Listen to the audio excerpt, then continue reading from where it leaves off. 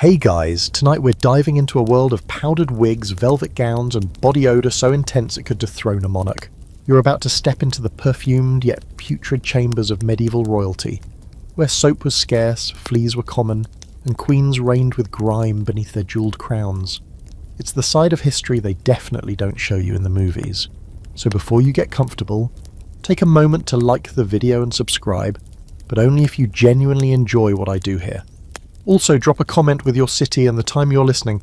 I want to know who's falling asleep to medieval hygiene horror stories from halfway across the world. Now, dim the lights, maybe turn on a fan for that soft background hum, and let's ease into tonight's journey together. You've just arrived at court, you're not just visiting, you're the queen. Congratulations, don't get too excited. The moment you step into your new chambers, you're hit with a smell that defies description.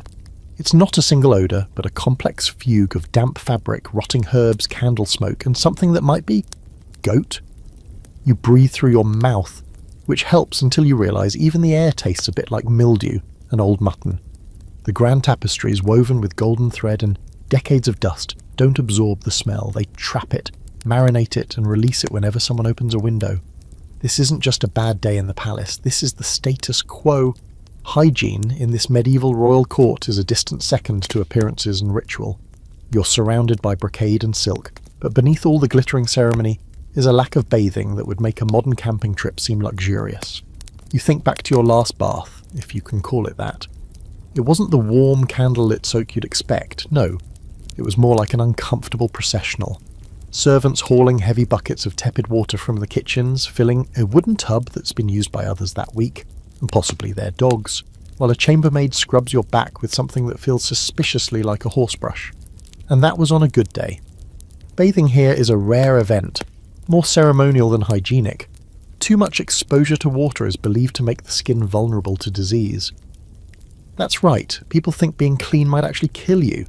So instead, everyone leans heavily into olfactory illusions. The queen, you, are expected to spritz rose water on your linens and wear perfumed pouches tied around your waist, neck, or even sewn into your underclothes. Unfortunately, the scent of roses can only do so much when your underlayers haven't been washed in a month and your room is heated by a brazier full of burning dung cakes. The courtiers, of course, pretend not to notice. They glide around you in layers of musty finery, sniffing delicately behind their hands if someone passes too close with a particularly eye-watering scent trail. You quickly learn the silent social code. Never speak of the stench, never act as if anything is amiss, and above all pretend that everything smells faintly of lilies. No one dares contradict the fantasy. After all, if the queen reeks of sweat and mothballs, what does that say about the divine right of kings? And here's the kicker, no one actually knows what clean is supposed to feel like. There's no cultural baseline, you've grown up in this.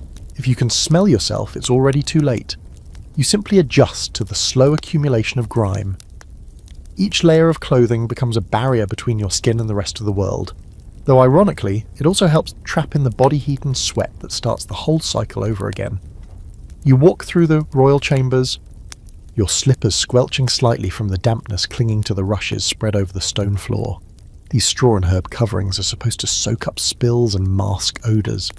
Instead, they mostly just ferment underfoot. Every so often someone throws down new rushes, but no one removes the old ones. They simply pile on top of what's already rotting below. It's like building a compost heap. Inside, as you glide past a line of bowing ladies in waiting, one of them dares to peer at you.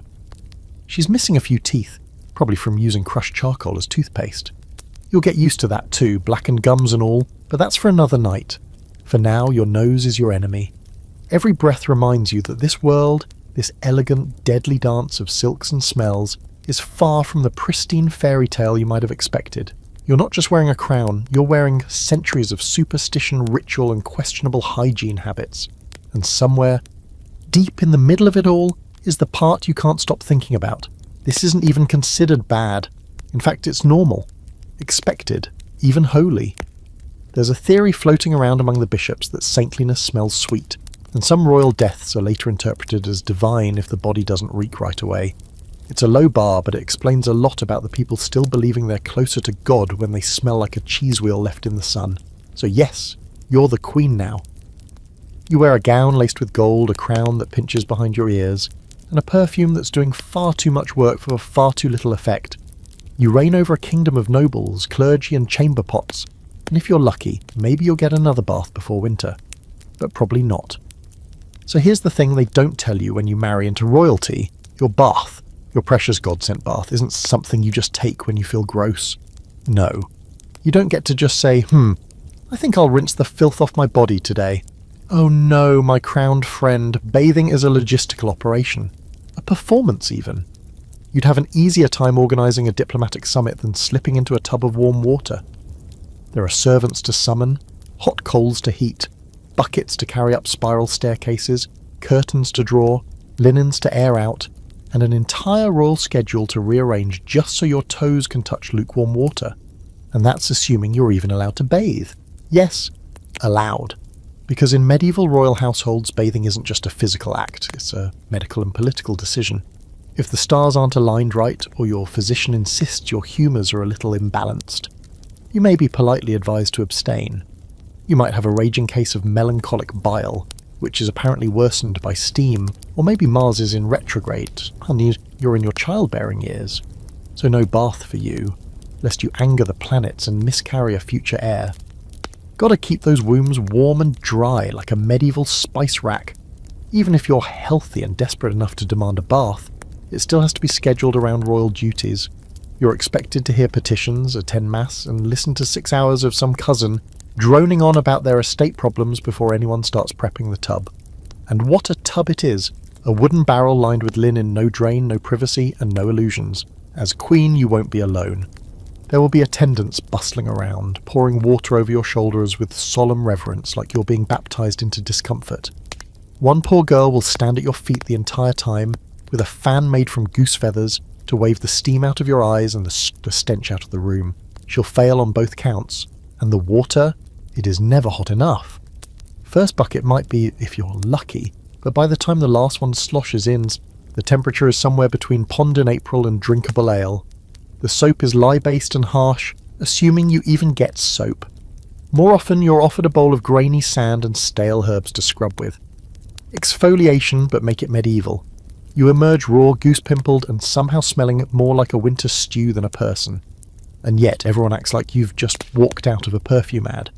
What's wild is that these royal bathing events were once seen as acts of luxury, signs of wealth. In earlier centuries, especially during the early medieval period, public bathhouses existed and people, yes, even nobles, used them. But over time, fear of disease and moral suspicion crept in. Bathhouses became associated with sin, sex, and plague, and suddenly, soaking in a communal tub meant you were either dying, promiscuous, or both. The upper class distanced themselves from it, ironically choosing to wallow in private filth instead. Because, morals, this shift leaves you, as queen, stuck in a strange middle ground. You're technically above public bathing, but also heavily discouraged from indulging in frequent private ones. And when you do finally bathe, it's as much for show as it is for sanitation. There's almost always an audience. Maybe a few attendants, a noblewoman who won't stop talking about her embroidery, and, if you're really blessed, your court physician who insists on observing to monitor your bodily response. Which is medieval doctor speak for, I'm guessing wildly and watching to see what happens. There's also a religious layer to this whole mess. In some circles, especially in the later Middle Ages, bathing was seen as a slippery slope to vanity. You wash too often, you must think you're too beautiful. Or worse, you might get ideas. Cleanliness, they say, leads to pride, and pride is the devil's footstool. So instead of scrubbing up, you're encouraged to purify the soul and just let the body marinate. Spiritual hygiene over physical hygiene. A dangerous trade-off if you ask the part of you currently itching under 4 layers of wool. Speaking of wool, did I mention how all your robes and undergarments trap heat like you're trying to bake yourself alive? Even in winter, the combination of layers, firelit halls, and a complete lack of ventilation means you're perpetually sweating.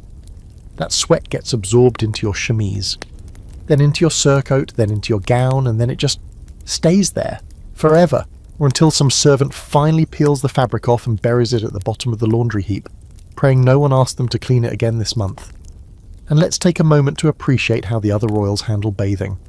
A famous example, Queen Isabel of Castile allegedly bragged that she had only bathed twice in her life, once at birth and once before her wedding.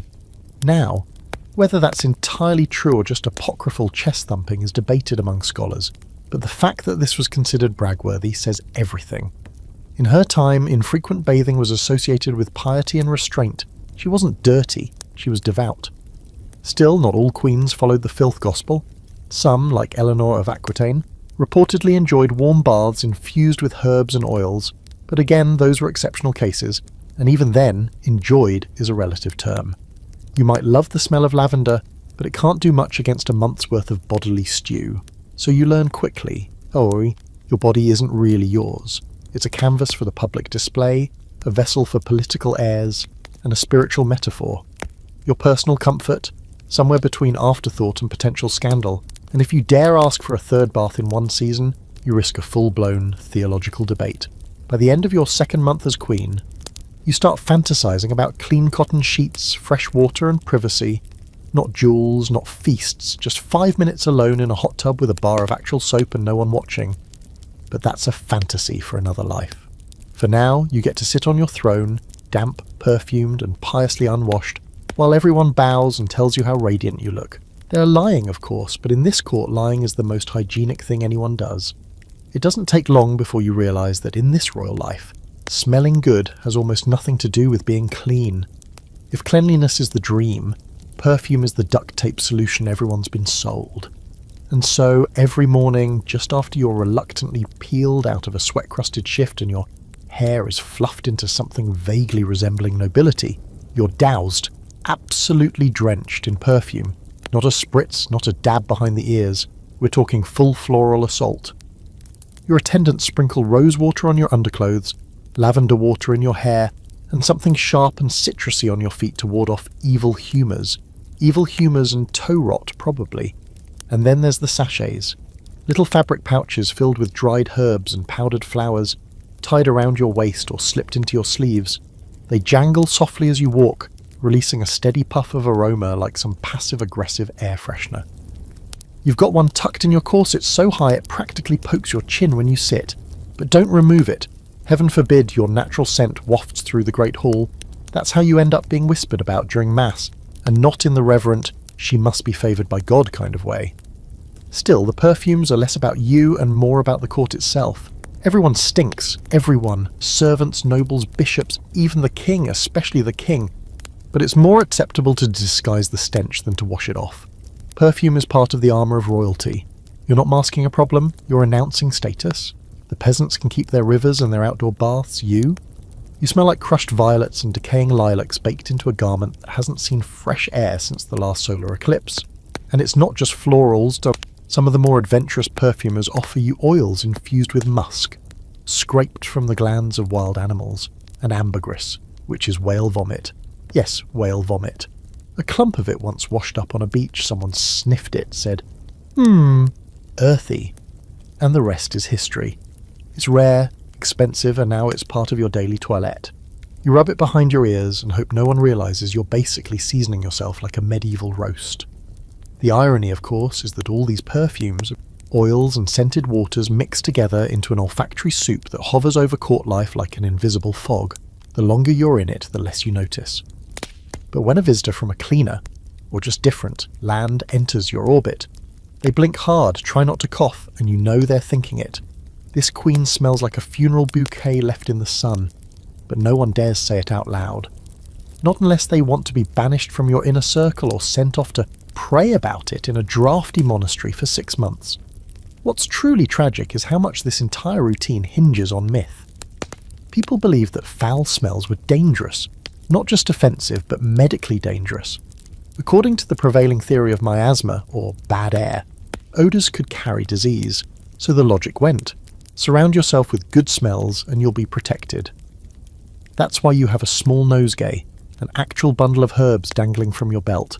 Not because it's pretty, but because you might walk past someone sick and catch their illness through your nostrils. One sniff too deep and boom, you're coughing blood in a week. Medieval science is deeply comforting like that. There are even perfumes made specifically for protection.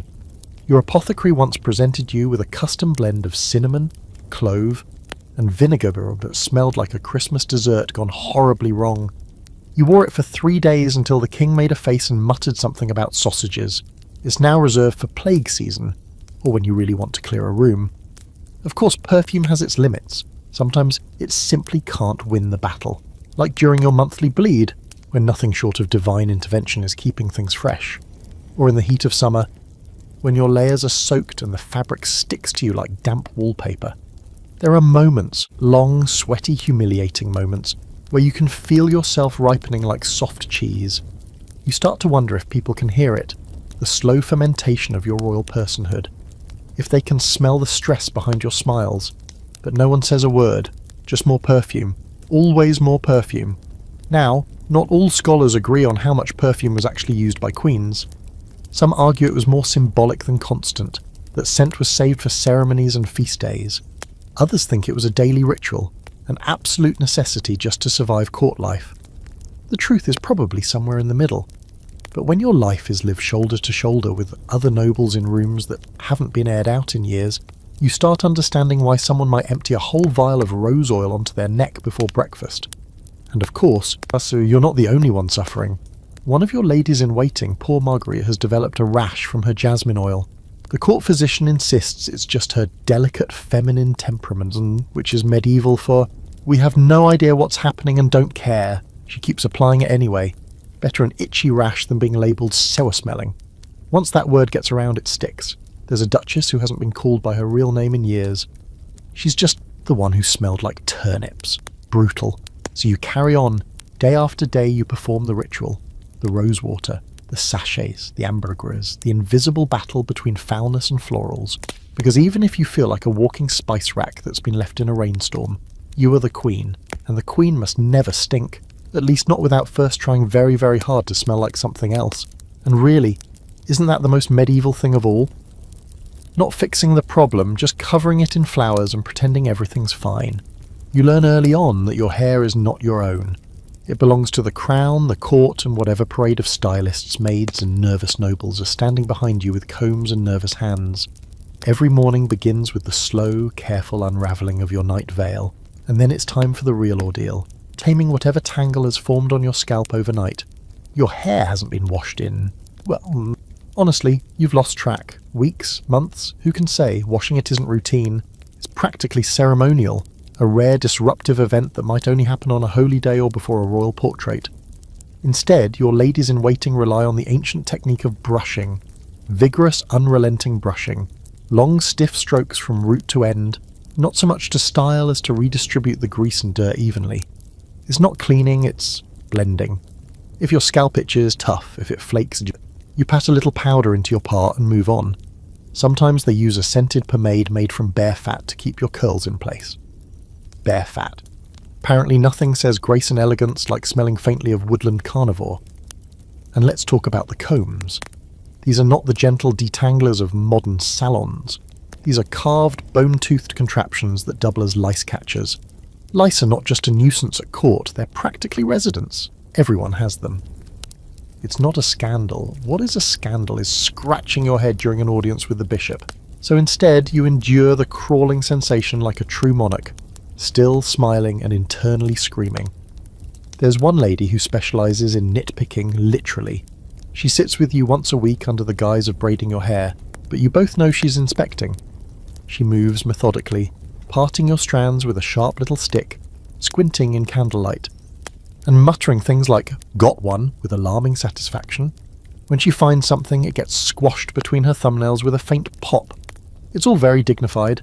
Your hair, once you're brushed and powdered and pinned, is a towering creation of coiled braids, jewelled netting, and sheer architectural ambition. But don't be fooled, beneath that regal display, it's a jungle. A warm, dark habitat full of dust, oils, insects, and whatever that weird twig was you found last week. But it looks good from a distance, and that's what matters. Queens aren't supposed to sweat, scratch, or shed. You just have to hold still and let the scaffolding be built. Some days, you wear a wig. Not because it's easier. Oh no, wigs are worse. They're heavy, they itch, and they're made of someone else's hair, which is somehow both fascinating and horrifying. Sometimes it's horsehair. Sometimes it's the real thing, collected from peasant girls or prisoners, depending on who's available and who's desperate. Once, one of your wigs arrived still damp. You asked why. The maid said, "It was just boiled." You didn't ask for details. Still, wigs are status. They come in colours and styles your natural hair could never achieve. Tall, powdered, ringleted monstrosities that make your neck ache after an hour, but at least they cover up your actual scalp, which, at this point, is more battlefield than canvas. Red patches, bumps, the occasional weeping sore, thank the saints for veils and ribbons. One courtier swears that rubbing a mixture of vinegar and pigeon droppings into the scalp keeps the sores away. You haven't tried it yet, but let's be honest, you're getting close. The whole hair routine is such an ordeal that it becomes a kind of public performance. Young ladies watch to learn the rituals, older women comment on your shine, and men pretend not to notice while clearly judging whose braids are the tightest. A single lock falling out of place during a banquet can start whispers. She must be ill. She's under stress. Perhaps she's cursed. Yes, because clearly hairpins are a direct line to your psychological state. Historically, queens were judged not just on their political savvy or childbearing capabilities, but also on their grooming, or at least the illusion of it. A well-maintained appearance was supposed to signal discipline, virtue, and divine favour, which is deeply ironic, considering how often your well-maintained hair is hiding signs of infestation. But that's court life. Everyone's pretending. You're all just nobility-shaped onion layers of powder, perfume, and plausible deniability. One of the stranger historical tidbits you pick up is that some queens used to collect the lice combed from their hair and inspect them. Not out of disgust, but curiosity. There were even folk beliefs that lice meant health, that their absence could be a sign of illness. Let that sink in. Having lice was reassuring. A reminder that your body was warm, alive, and producing the kind of scalp conditions conducive to a thriving parasite ecosystem. Comforting. And the weirdest part, you start to adapt. At first you're horrified, then you're resigned, then you're oddly comforted by the routine. You get used to the stiff tug of a comb, the pinch of a bobby pin, the prickly heat of bare fat pomade melting on your scalp.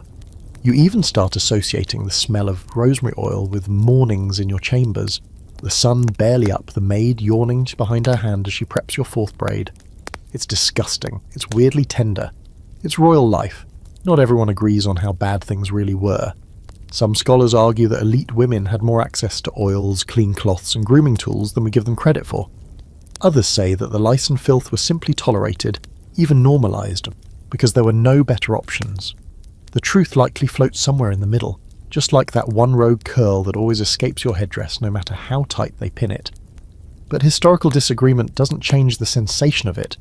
The itch you try not to scratch, the heavy pins pressing into your scalp, the faint tickle of movement just behind your ear that you really hope is your imagination. You smile, you wave, you look every inch the polished monarch, and beneath all that, you know, the lice know, but at least your crown sits straight. There's no sugar-coating this next part. You need to talk about your teeth, or more specifically, what medieval queens did instead of taking care of their teeth. Because in this glamorous, plague-adjacent world of velvet and vinegar, dental hygiene is a distant dream. You don't brush, you scrape. You don't floss. You rinse a toe, occasionally with a solution so acidic it could probably clean rust off a sword. And forget fluoride or toothpaste. Your new daily routine involves a scorched piece of bread, some vinegar, and an alarming amount of prayer. Mornings begin with a light breakfast, maybe some dried fruit, stale bread, and wine, that's only mildly suspicious. Then it's time to cleanse the mouth, which in royal terms means rubbing a cloth soaked in wine or vinegar along your teeth and gums. The idea is that the acidity will kill whatever's lurking in there, which is both hopeful and horrifying. It stings, of course. Everything stings. Sometimes you use salt instead, just a pinch scrubbed across the enamel, with a coarse rag while one of your attendants stands by pretending not to gag at the smell coming off your breath. The most common tool at your disposal is a tooth stick, a thin twig chewed at one end until the fibres fray into bristles. You pick food out from between your teeth with it, scrape the surface a bit, and try not to flinch when the wood pokes a tender gum pocket.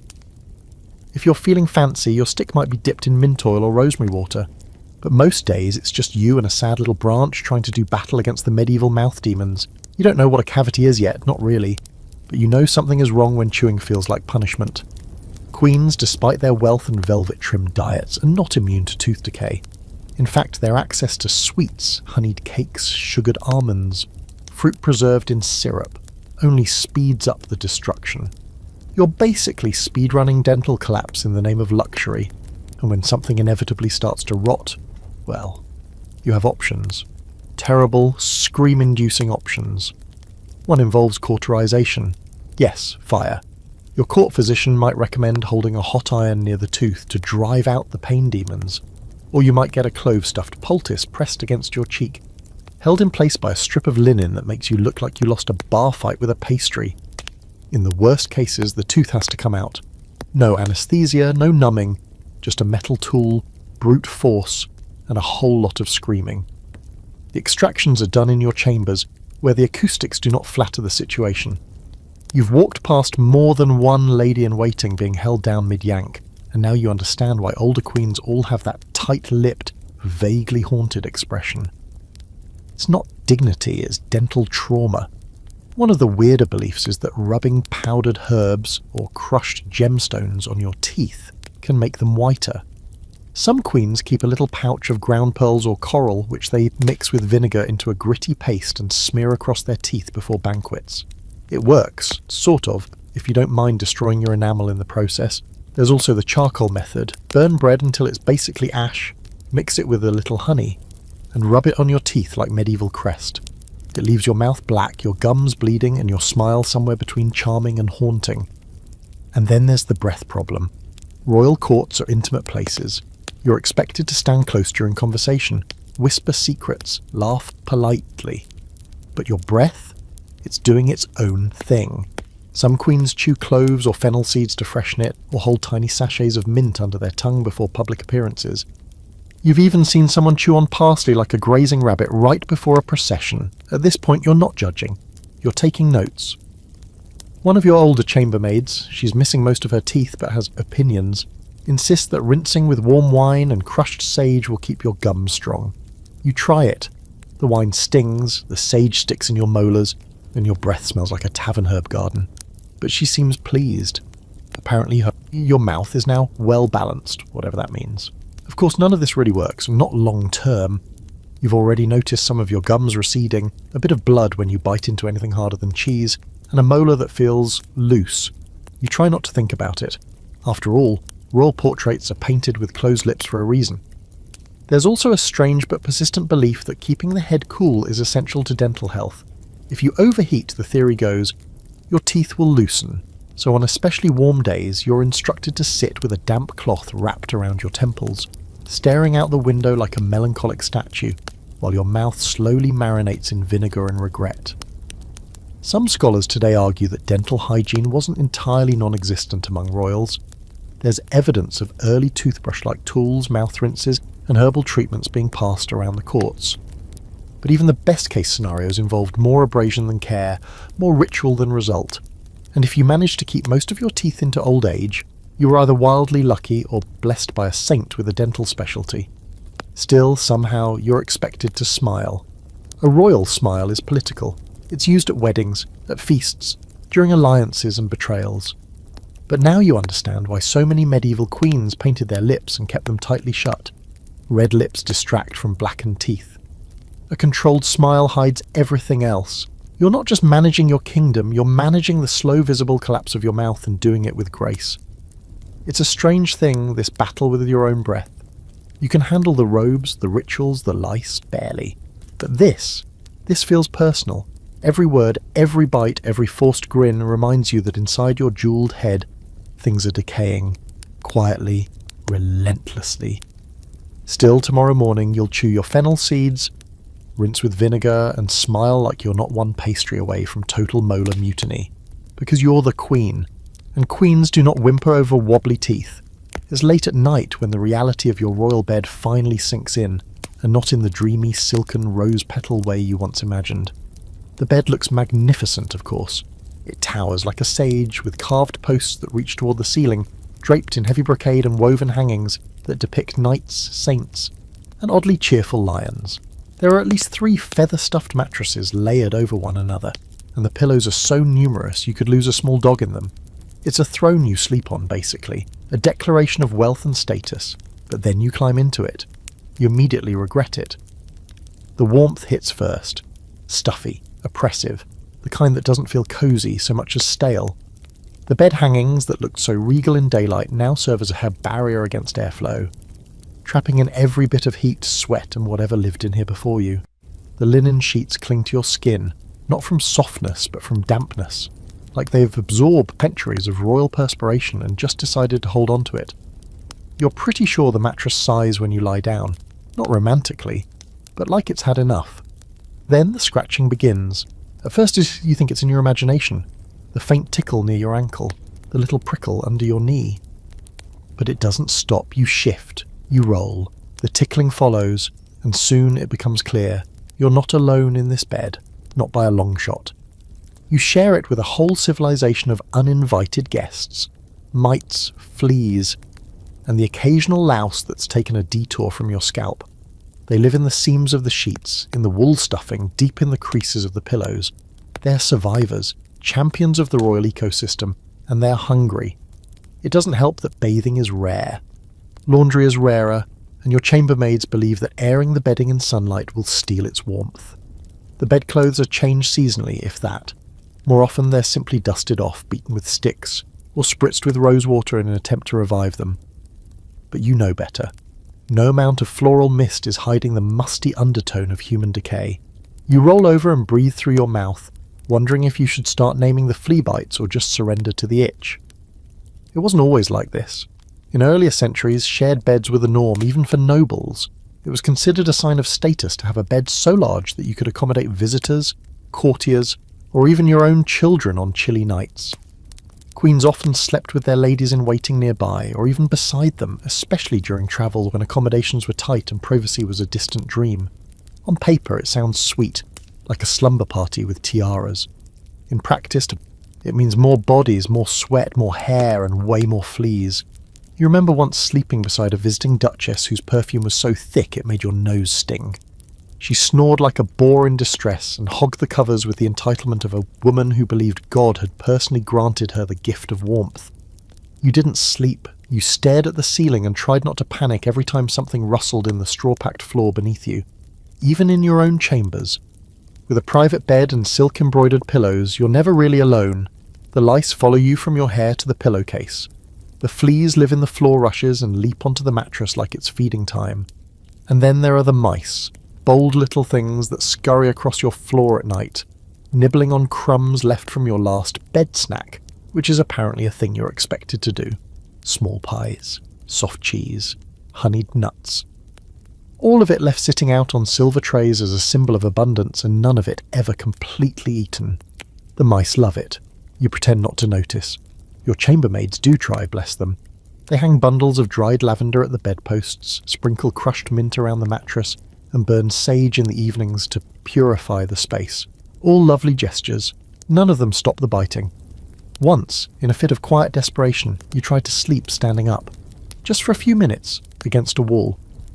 You got a cramp in your foot and startled a candle holder off the table. After that, you resigned yourself to the bed and all its scratchy truths. Now and then, rumours circulate about royal cures for bed pests.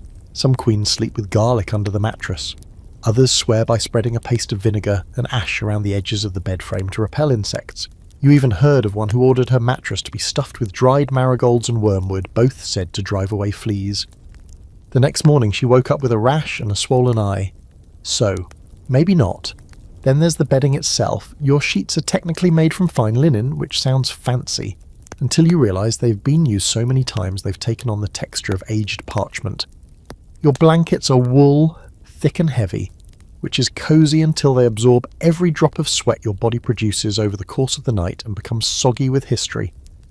Washing them requires hauling them to the river and beating them with wooden paddles. So, that doesn't happen often. And don't get too romantic about the canopy. Sure, it's meant to be a symbol of wealth and grandeur, but it's also a dust trap. You once sneezed so hard beneath it that your ladies spent an hour inspecting the tapestry for signs of divine communication. It was just pollen. Or possibly rat dander. Either way, it didn't come with a miracle.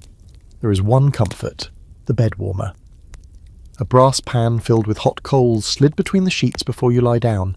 It adds a bit of heat, sure, but mostly it just creates little pockets of warm dampness where bacteria can throw parties. It's like you're preparing a stew, and you are the meat. Some historians debate how truly miserable royal bedding was. There's evidence that noble households tried to maintain standards, changing linens during holy festivals, rotating mattresses, employing full-time laundresses. But even with those best efforts, you're still dealing with medieval standards in a world without proper soap, hot running water, or pest control. And despite all the splendour, all the embroidery and velvet and gold thread, your bed is just another place where discomfort hides behind grandeur. You try not to think too hard about it as you lie there, wrapped in your embroidered cocoon of itch. You focus on the creak of the wooden frame, the gentle flap of a tapestry in the breeze, the soft scurrying of something beneath the floorboards. It's not smears, but it's close. And if you don't move too much, if you breathe slowly, you can almost pretend that this bed is fit for a queen. Almost. Every morning, your chambermaids bring out what they call your fresh clothes, which is a bold statement considering nothing you own has seen water in weeks, sometimes months. These so-called fresh garments are not laundered in the way you'd hope.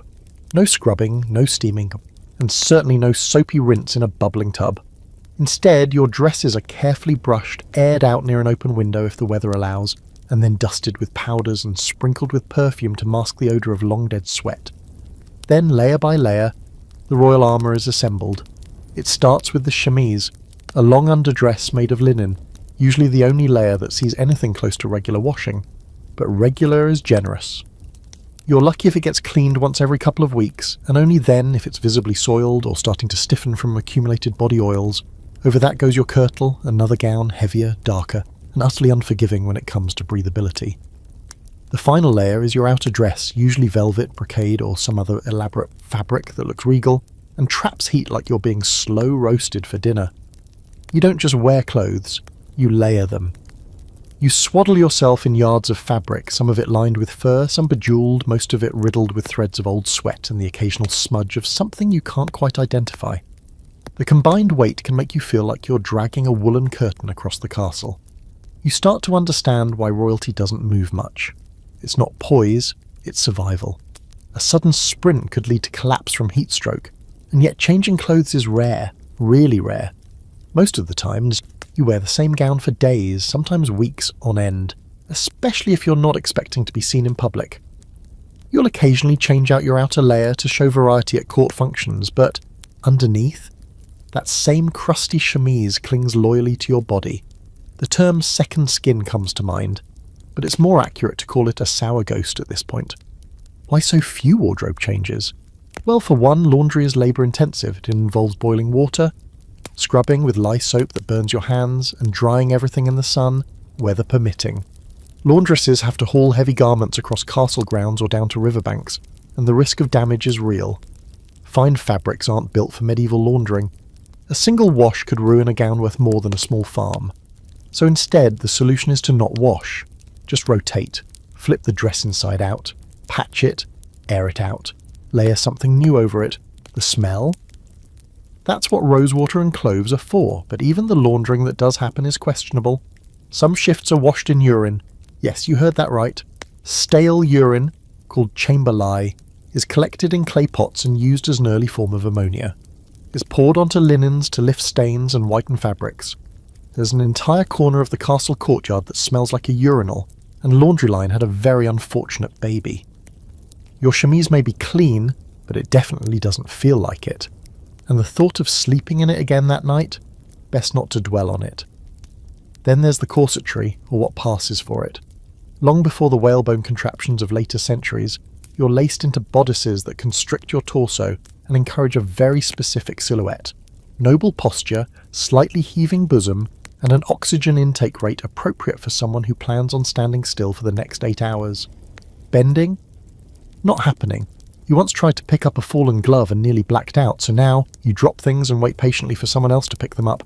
It's undignified, sure, but fainting in your own filth is somehow worse. And don't forget the headwear. Hennins, veils, sakirs, coiffes, they all have their own place, their own rules, but what they have in common is this. Once they go on, they stay on. Taking off a headdress midday because it's itchy, or because you feel sweat sliding down your scalp like a medieval waterfall?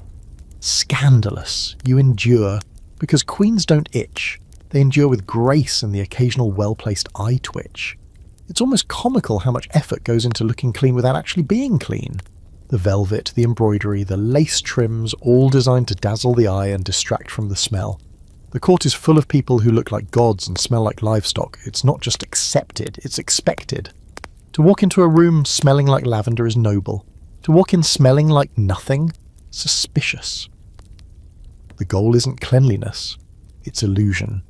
And there's no such thing as a casual royal outfit.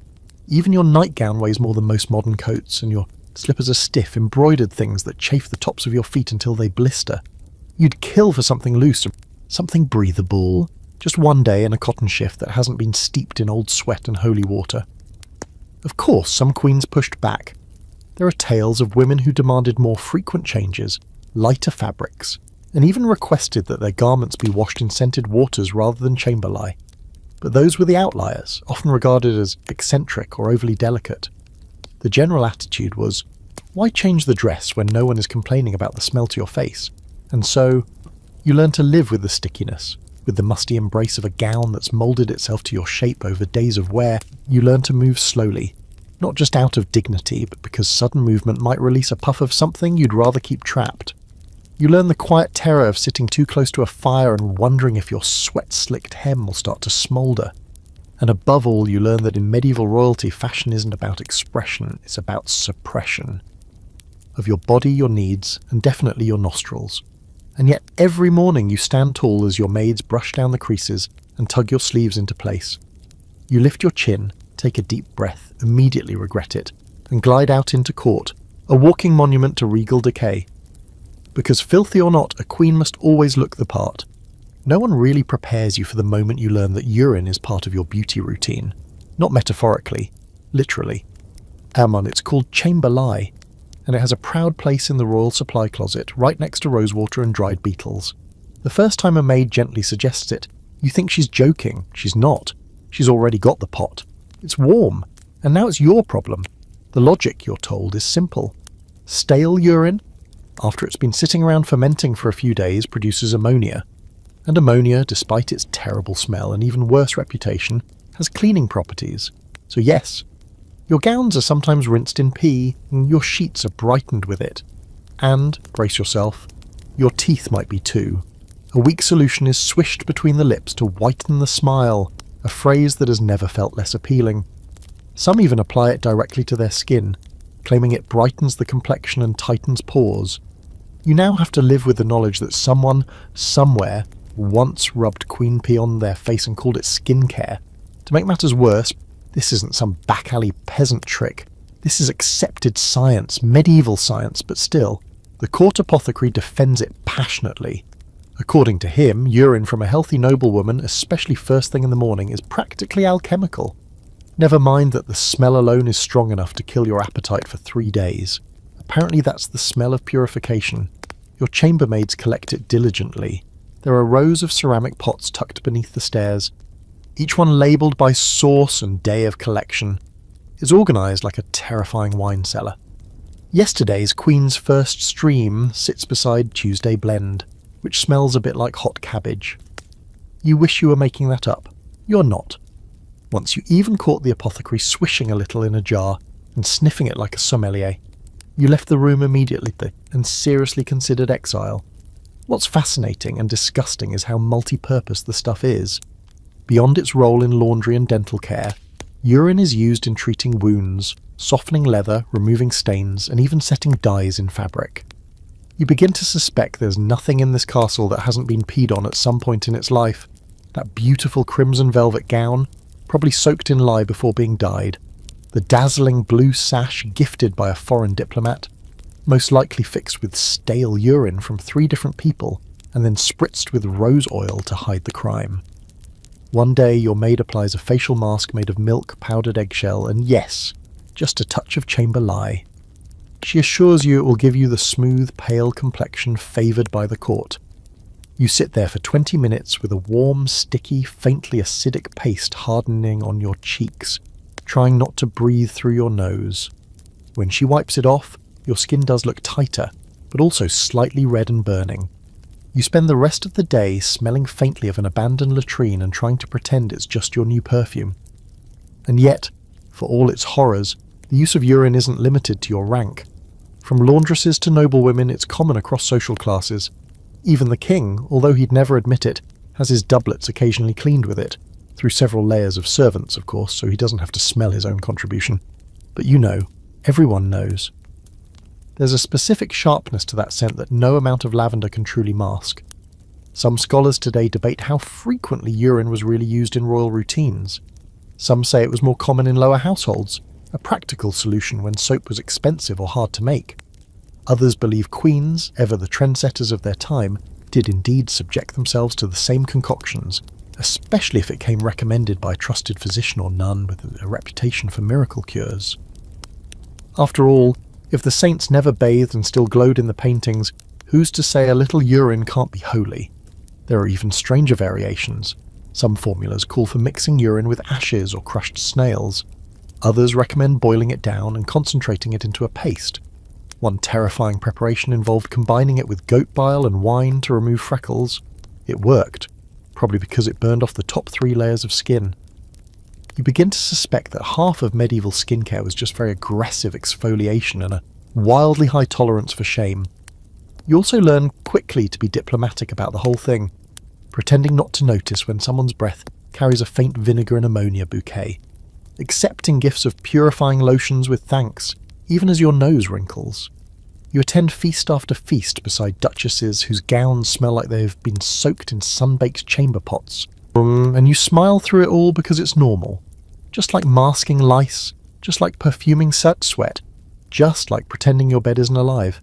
And somehow, despite all this, there's a weird sense of pride around it. The queen's urine, after all, is considered pure, special, fit for sacred uses. A royal chamber pot isn't just a toilet, it's a resource.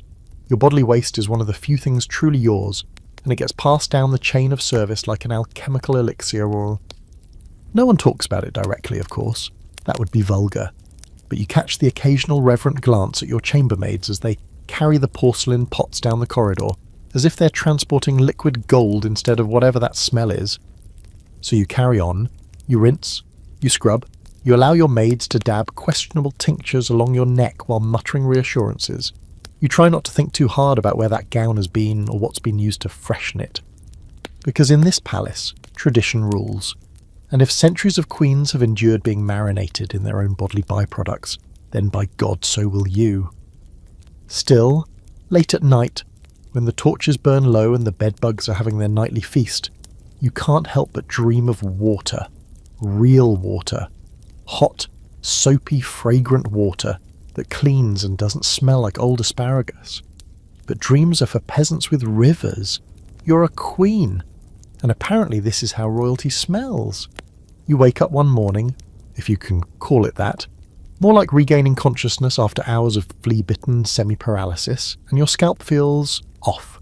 Not itchy, necessarily, just alive. The kind of alive that makes you question everything. And sure enough, when your maid removes your sleeping cap and runs her fingers along your hairline, she pauses, then says nothing, then says everything by dropping the comb into a basin with a faint wet plop and backing slowly out of the room. Wigs. The crown jewel of medieval pageantry. You've worn them, you've smiled through them, but until now you hadn't really understood them. Now you do. Now you live them. Your natural hair has declared mutiny, and the only solution is to hide the crime under someone else's scalp. The wig you're offered isn't delicate. It's not even remotely comfortable. It's a heavy sun-baked powder-dusted nest of woven human and animal hair that smells faintly of smoke and lavender, and more strongly of something that once had a pulse. You hold it in your hands and feel a faint crunch. That crunch, you're told, is just the powder. You're not reassured. Still, you let your maid wrestle your hair into tight braids and pin the mass to your skull so the wig can rest flat. Because yes, your own head is too unruly for even this monstrous coiffure. Once the wig is on, you're transformed. From irritated human to sculpted goddess. Your hairline is suddenly perfect. The curls frame your face like they were painted by a Renaissance angel having a good day. You look in the mirror and almost forget that you're now wearing a scalp cage. Almost. And then it starts to itch. Because no matter how beautiful it looks, the truth is simple. It's hot, it's sweaty, and it's home. Not to you, but to any number of microscopic roommates. Fleas, mites, lice, they love wigs. Wigs are their castles. lush, warm, and conveniently unwashed. Your attendants powder them between uses with crushed herbs, chalk, or even flour to keep them fresh, which is a hilarious phrase when applied to something that's only slightly less unsanitary than a barn floor. But those measures just cover the problem, literally. Sometimes you can feel the movement. Sometimes the wig smells a little sour. You do your best to ignore it. It's what queens do. You nod through court meetings, smile during mass, and tilt your head gracefully at suitors, all while your scalp is having a panic attack under 4 pounds of sweaty louse-adjacent fashion. And when the wig is removed at night, because even royal heads need a break, you see what's left behind. The hair underneath is flat, greasy, and often full of angry red bumps that ooze slightly when touched. Your physician calls them scalp roses, which sounds poetic until you realise he means follicular cysts. One even burst during a banquet once. You kept smiling, and it's not just you. Everyone's wearing wigs. The Queen's Court is a parade of sculpted, powdered heads perched like trophies on stiff necks. There's Lady Alazanne, whose towering red curls are so wide she can't fit through narrow doorways. Or Countess Brune, whose hair is so elaborately braided and looped that you're fairly certain it could be used to trap birds. No one talks about the weight, or the heat, or the time that a rat tried to build a nest inside a count's hairpiece during Lent. These are not things that polite society mentions. These are the secrets hidden behind the curls. You once asked your maid why no one just cut their hair short and went without.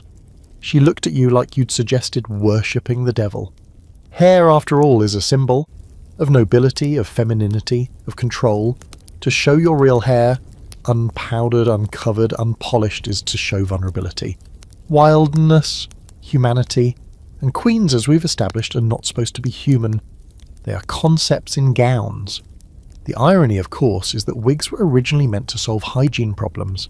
Back in the earlier centuries, people figured it was easier to shave your head and wear a fake one. You can remove it, powder it, store it away from bugs and sweat. Smart in theory, but in practice the wigs quickly became more high maintenance than the heads they replaced. They weren't cleaned so much as refreshed. A spritz of rosewater here, a dusting of chalk there. There's an entire chamber devoted to wig storage, and the smell inside is indescribable. Imagine a bakery that also houses taxidermy. That's close.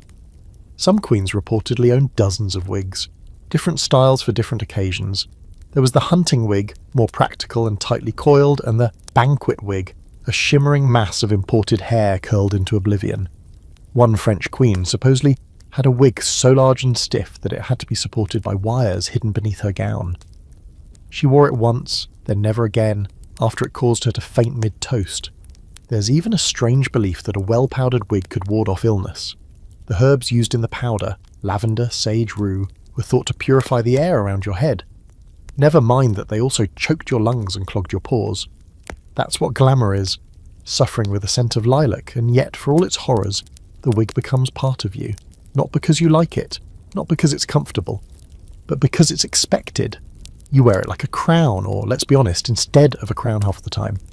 You see yourself in it and recognise the queen the world wants you to be. Composed, elegant, unnatural. The real you. That poor woman scratching at her temple under a candlelit fresco while praying no one sees the rash spreading down her hairline. She doesn't get a portrait. Modern historians debate how often wigs were truly worn in medieval courts. Some argue that full wigs weren't widespread until later centuries, while others point to records of elaborate false hairpieces and hair extensions used even in early royal households. But whether you're wearing a full hair helmet or just weaving in extensions laced with perfume, the result is the same: beauty over comfort and appearance over air circulation. By the end of the day, your head is sore, your scalp is raw, and you've developed an almost spiritual connection with your wig stand. And when you finally remove the thing, it makes a soft squelching sound against your skin that sends a shiver down your spine. You resist the urge to scream. Instead, you smile at your maid, accept your evening herbal compress with grace, and hope that tonight, when you close your eyes, your dreams won't include a close-up of something crawling out of your hairline. Spoiler, it will. You think you're prepared when the time finally comes to visit the royal privy.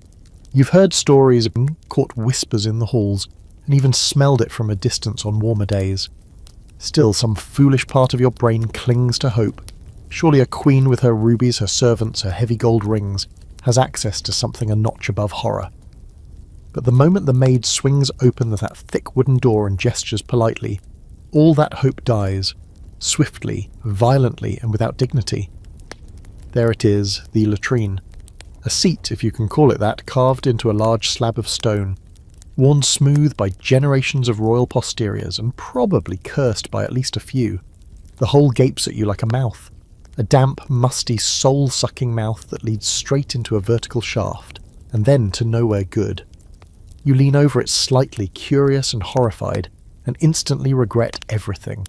The stench that rises is not merely offensive, it's an entity. It has layers, notes, nuances. The upper tones suggest rot and ammonia. The mid-range carries hints of mildew, human panic, and very old stew. The base, despair. You step back, eyes watering. The maid smiles sympathetically and hands you a small bundle of herbs. You stare. "To hold under your nose, my lady," she explains. "It helps." It doesn't. You try. You jam the herbs under your nose so hard you sneeze and nearly drop them into the abyss. And then, of course, there's the moment you have to actually use it. There's no seat, no comfort, just cold stone and the constant risk of slipping. You lift your skirts with practiced fingers and position yourself trying to hover without touching the surface because, let's be honest, no amount of perfume in the world can make peace with what's likely been on that slab. You grip the wall for balance, breathing through your mouth and praying that no one walks in, despite the thick wooden door that only sort of latches, because privacy, that's not really a thing. If someone really needs the privy, they'll knock and barge in anyway. You're not sacred here, not even slightly. The worst part is what comes next. Clean up. There's no toilet paper, no soft cloth. You're offered rags, reusable rags, raggedy, rough, and vaguely damp from prior use. You stare at them in horror as the maid holds them out like she's offering you a plate of pastries. You have to ask, what happens to them afterward? She shrugs. "We rinse them in the stream and boil them on Sundays." On Sundays, so 6 days a week, they just hang around. Some queens are lucky enough to have sponges, on sticks, dipped in vinegar between uses, if you're in an especially hygienic household. If not, it's just sponging and wishing. And let's not even talk about what happens when there's a wardrobe malfunction. Imagine trying to wipe with a yard of velvet trailing behind you like a flag of poor decisions. More than one noblewoman has tripped on her own train and had to be yanked out of the hole. There are stories. One ends with the phrase, "and she never walked quite right again." But back to the hole. The shaft beneath your stone throne doesn't go anywhere fast. It's called a guardrobe, and it's just a vertical tunnel that empties into a pit, a moat, or sometimes straight down a castle wall. You think castle walls are majestic? That mossy streak you admired earlier was not moss. Let that image nestle deep in your dreams. And those pits, they fill. Slowly, grotesquely, and often with consequences. You've heard tales of them backing up during rainy seasons, flooding the privy with a rising tide of medieval vengeance. One winter, a lower hall had to be evacuated after the guardrobe overflowed and sent steaming runoff across the stone floors. They called it the Great Unpleasantness. No one talks about it now. They just mutter and move their chairs away from that side of the hall, cleaning the privy as a punishment. A task for servants who've displeased someone powerful, or just drawn the short straw in life. Once a month, a crew of unfortunate souls is sent in with shovels, cloths tied around their faces, and strong liquor to dull the horror. They emerge pale, trembling, and blessed with stories they'll never share. You nod politely when they pass. You'd knight them all if you could. Of course, some queens manage to avoid the worst of it. There are portable chamber pots, small enough to be discreet and often used in your private chambers. But even these are no luxury. They're porcelain bowls with minimal capacity and zero odour control. You use one once during a storm when going to the guardrobe feels like suicide and the smell lingers in your room for days. You consider setting the chamber pot on fire. Your maid gently suggests incense, and because everything in your life is monitored and interpreted, even your trips to the latrine are subject to gossip. If you visit too often, people suspect illness. If not enough, they suspect pregnancy. Your physicians insist on inspecting the contents from time to time, because yes, even your waste is subject to scrutiny. They look for signs of imbalance in your humours, any hint of melancholy or choler. The colour, the smell, the frequency, it's all data in the great medieval guessing game that is medicine. There's a persistent belief that the queen's excrement smells sweeter than anyone else's, a myth spread by flattery and desperately maintained by maids armed with herbs. You know better. You've stood over the hole, you've dropped the herbs in, there's nothing sweet about it. Some scholars today argue that medieval latrines were ahead of their time, early examples of waste separation, even rudimentary plumbing. But those same scholars have never knelt on a cold stone slab with no support while trying not to faint from the smell of centuries. It's easy to praise early sanitation systems from the safe, sterile distance of a modern bathroom. You're here now, you're living it, and it is not revolutionary. So you rise, sore-kneed and humbled, you press a scented cloth to your face, exit with your dignity only partially intact, and say, nothing. Because that's how it works. You endure. You nod when people call you radiant. You smile when they say you have the grace of the saints. And you never, never speak of what just happened behind that door. You've been at court long enough now to understand one of its unspoken rules. No one ever talks about the smell. Not really. Oh, there are gestures. Delicate handkerchiefs raised to noses. Fans fluttering a bit too fast, pointed glances toward an open window. But direct acknowledgement, verboten. You could be sitting next to a nobleman who smells like he just rolled in a cheese cellar during a thunderstorm. And still, etiquette dictates you smile, offer a compliment about his hat, and pretend your eyes aren't watering. The hypocrisy is almost artful. People here spend hours on appearances, powdered wigs, embroidered cuffs, even gilded fingernails. But they will parade through the banquet hall in layers of unwashed velvet, like it's the height of sophistication. The collective strategy seems to be, look divine, smell like a goat and pretend it's all someone else's fault. Of course, everyone knows. The Queen's nose doesn't lie. You walk past a group of courtiers and catch whiffs of old sweat, mildewed fabric, and the faint acrid tang of something you hope is spoiled milk, but fear is worse. And yet these same people will bow, kiss your hand, and expect you to remain composed while their scent assaults your senses like a chemical weapon wrapped in brocade. There's a social hierarchy to it too. You're allowed to smell bad, but only if you're important enough. If a servant reeks, they're reprimanded, scolded, or quietly dismissed. But if a visiting duchess stinks so violently that her lapdog refuses to sit on her lap, well then clearly it's the damp weather. Or perhaps she's very pious, and fasting makes the body purge impurities. Nothing is ever what it obviously is. You'll hear things like, Lady Matilda is sensitive to water, or the Countess has a strong constitution. Translated, they are fermenting. One of your chambermaids once confided that nobles have developed a kind of odour-based code. She called it scent diplomacy. A duchess who bathes too often might be seen as frivolous or even suspect, possibly trying to mask some secret vice. Meanwhile, someone who smells aggressively natural might be seen as authentic, or worse, holy. There's even a rumour that a particularly rancid archbishop was once declared saintly simply because his reek lingered in a chapel for days after he left. People claimed it was a sign. You suspect it was just old socks and mould, and yet no one admits it, not even among friends. Once, during a private dinner, your gown brushed against the sleeve of a baron, whose odour was so profound it left a ghost of itself on your fabric. You could smell it for hours. Did anyone mention it? Of course not. You all sat there, sipping wine and nibbling on dry pheasant, pretending the air wasn't actively trying to choke you. The passive-aggressive tactics are endless. Someone might casually suggest a bathhouse visit, knowing full well that's a coded insult. Another favourite move is the spontaneous gift of scented gloves, a little pouch of crushed herbs slipped into someone's hands with a too-sweet smile. Classic. You once received an entire bouquet of lavender from a visiting princess who hugged you a little too tightly. The message was clear. You had just come back from travel. You'd been on the road for 3 days, you knew what you smelled like, and still you smiled, thanked her, and mentally added her name to your list. The problem, of course, is that you're just as guilty. You've gone entire weeks with the same gown, the same underlayer, the same sour ribbon tying your hair back. You've masked it with perfume, powders, and that weird mint walnut tincture your apothecary insists is cleansing to the aura. But at some point you can't fool yourself. When your own stench starts to cling to your throne cushion, you know it's time to act, and yet still you don't speak of it. You simply summon your maid, murmur something about feeling the humours unbalanced, and wait for her to begin preparing the full deodorizing ritual. It involves vinegar, rosewater, crushed lemon balm, and a body cloth that feels like it's made from loofah and bad decisions. You scrub until your skin protests, then slip back into your old gown and pray the powders hold. Spoiler, they don't. This whole charade gets even more surreal during feast days, when the palace is packed with viziers. The air becomes a heady soup of human musk, roasted meat, tallow candles, and perfumes ranging from floral to full necromancer. Everyone is pretending they don't notice. You watch noble women pretending not to gag when passing the bishop, while knights offer wide, exaggerated bows to avoid getting too close to one another. It's not so much choreography as it is collective denial. It's like watching a ballroom of people dancing around a corpse no one's allowed to admit is there.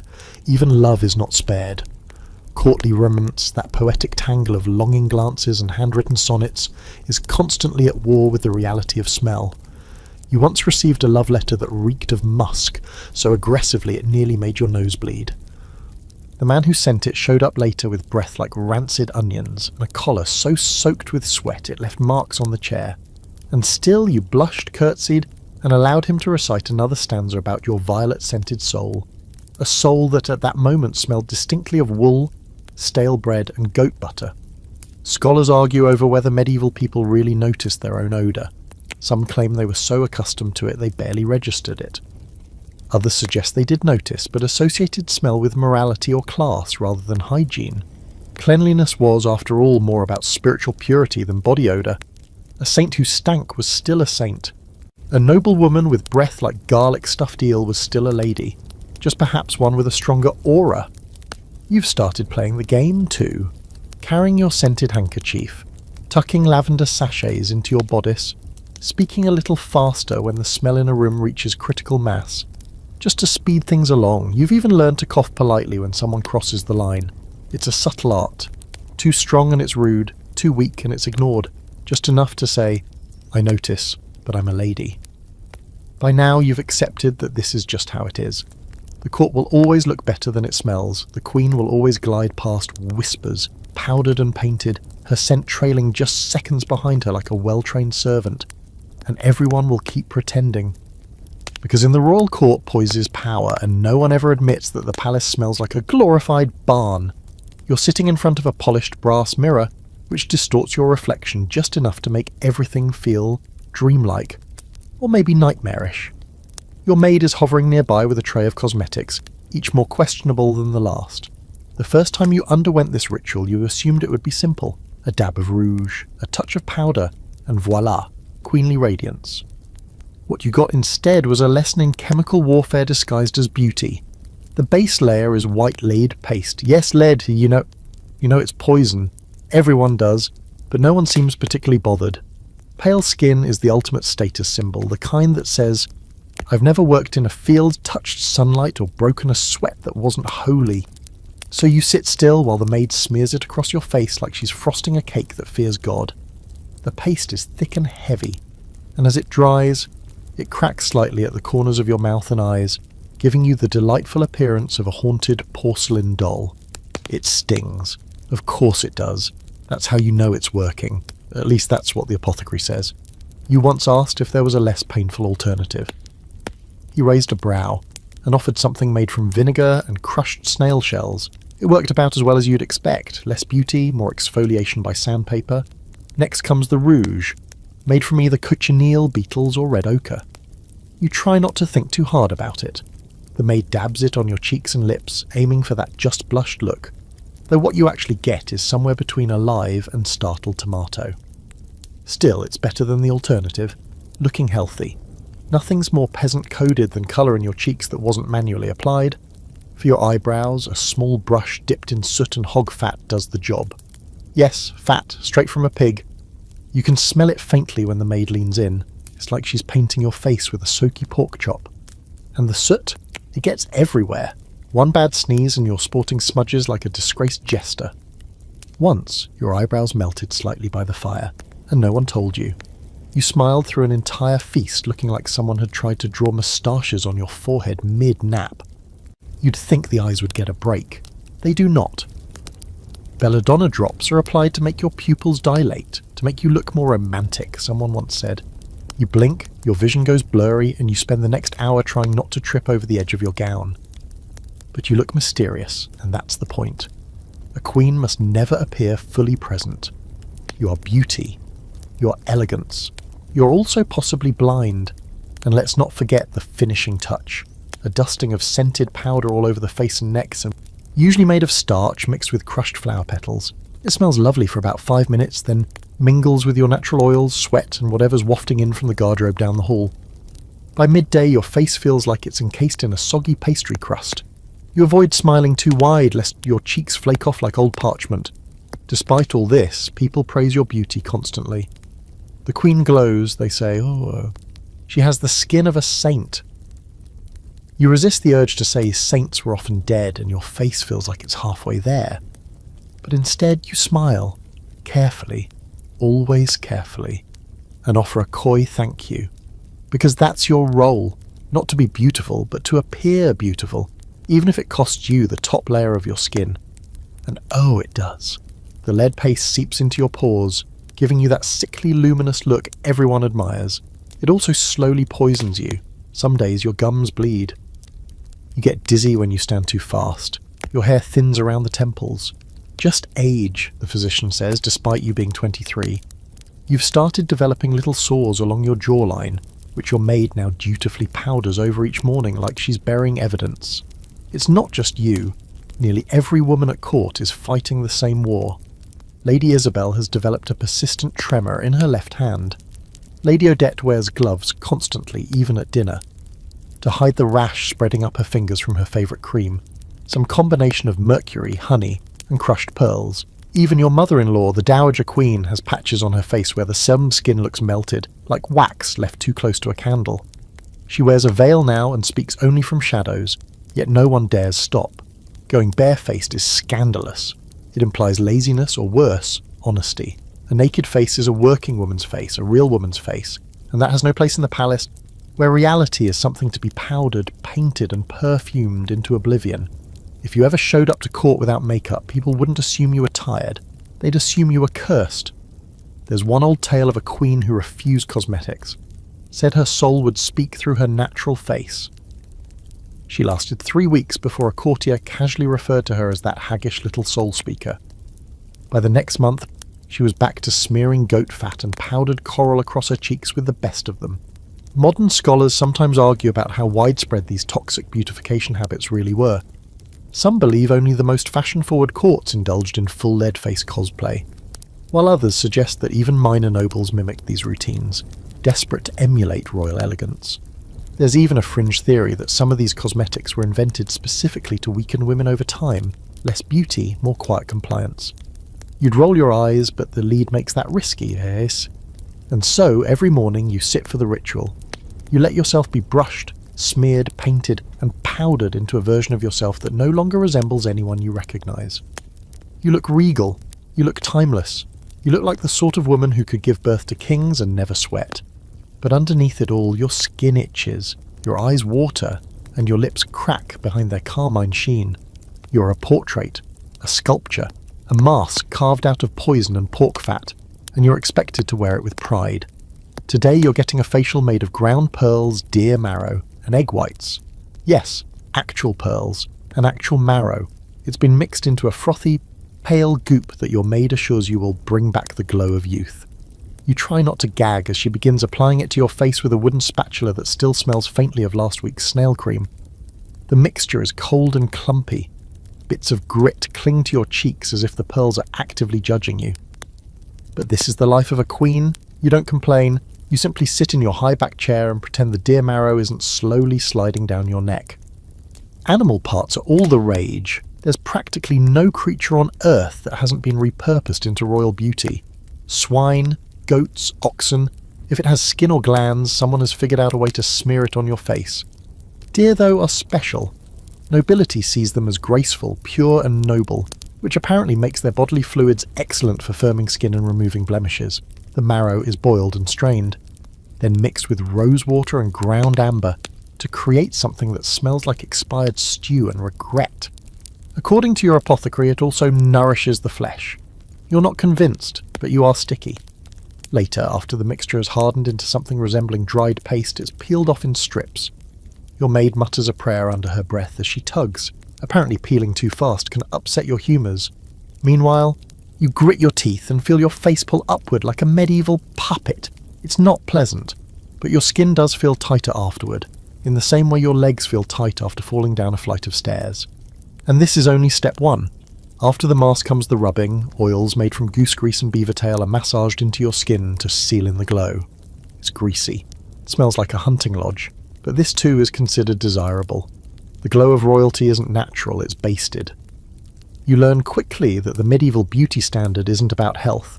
It's about effort, pain, sacrifice.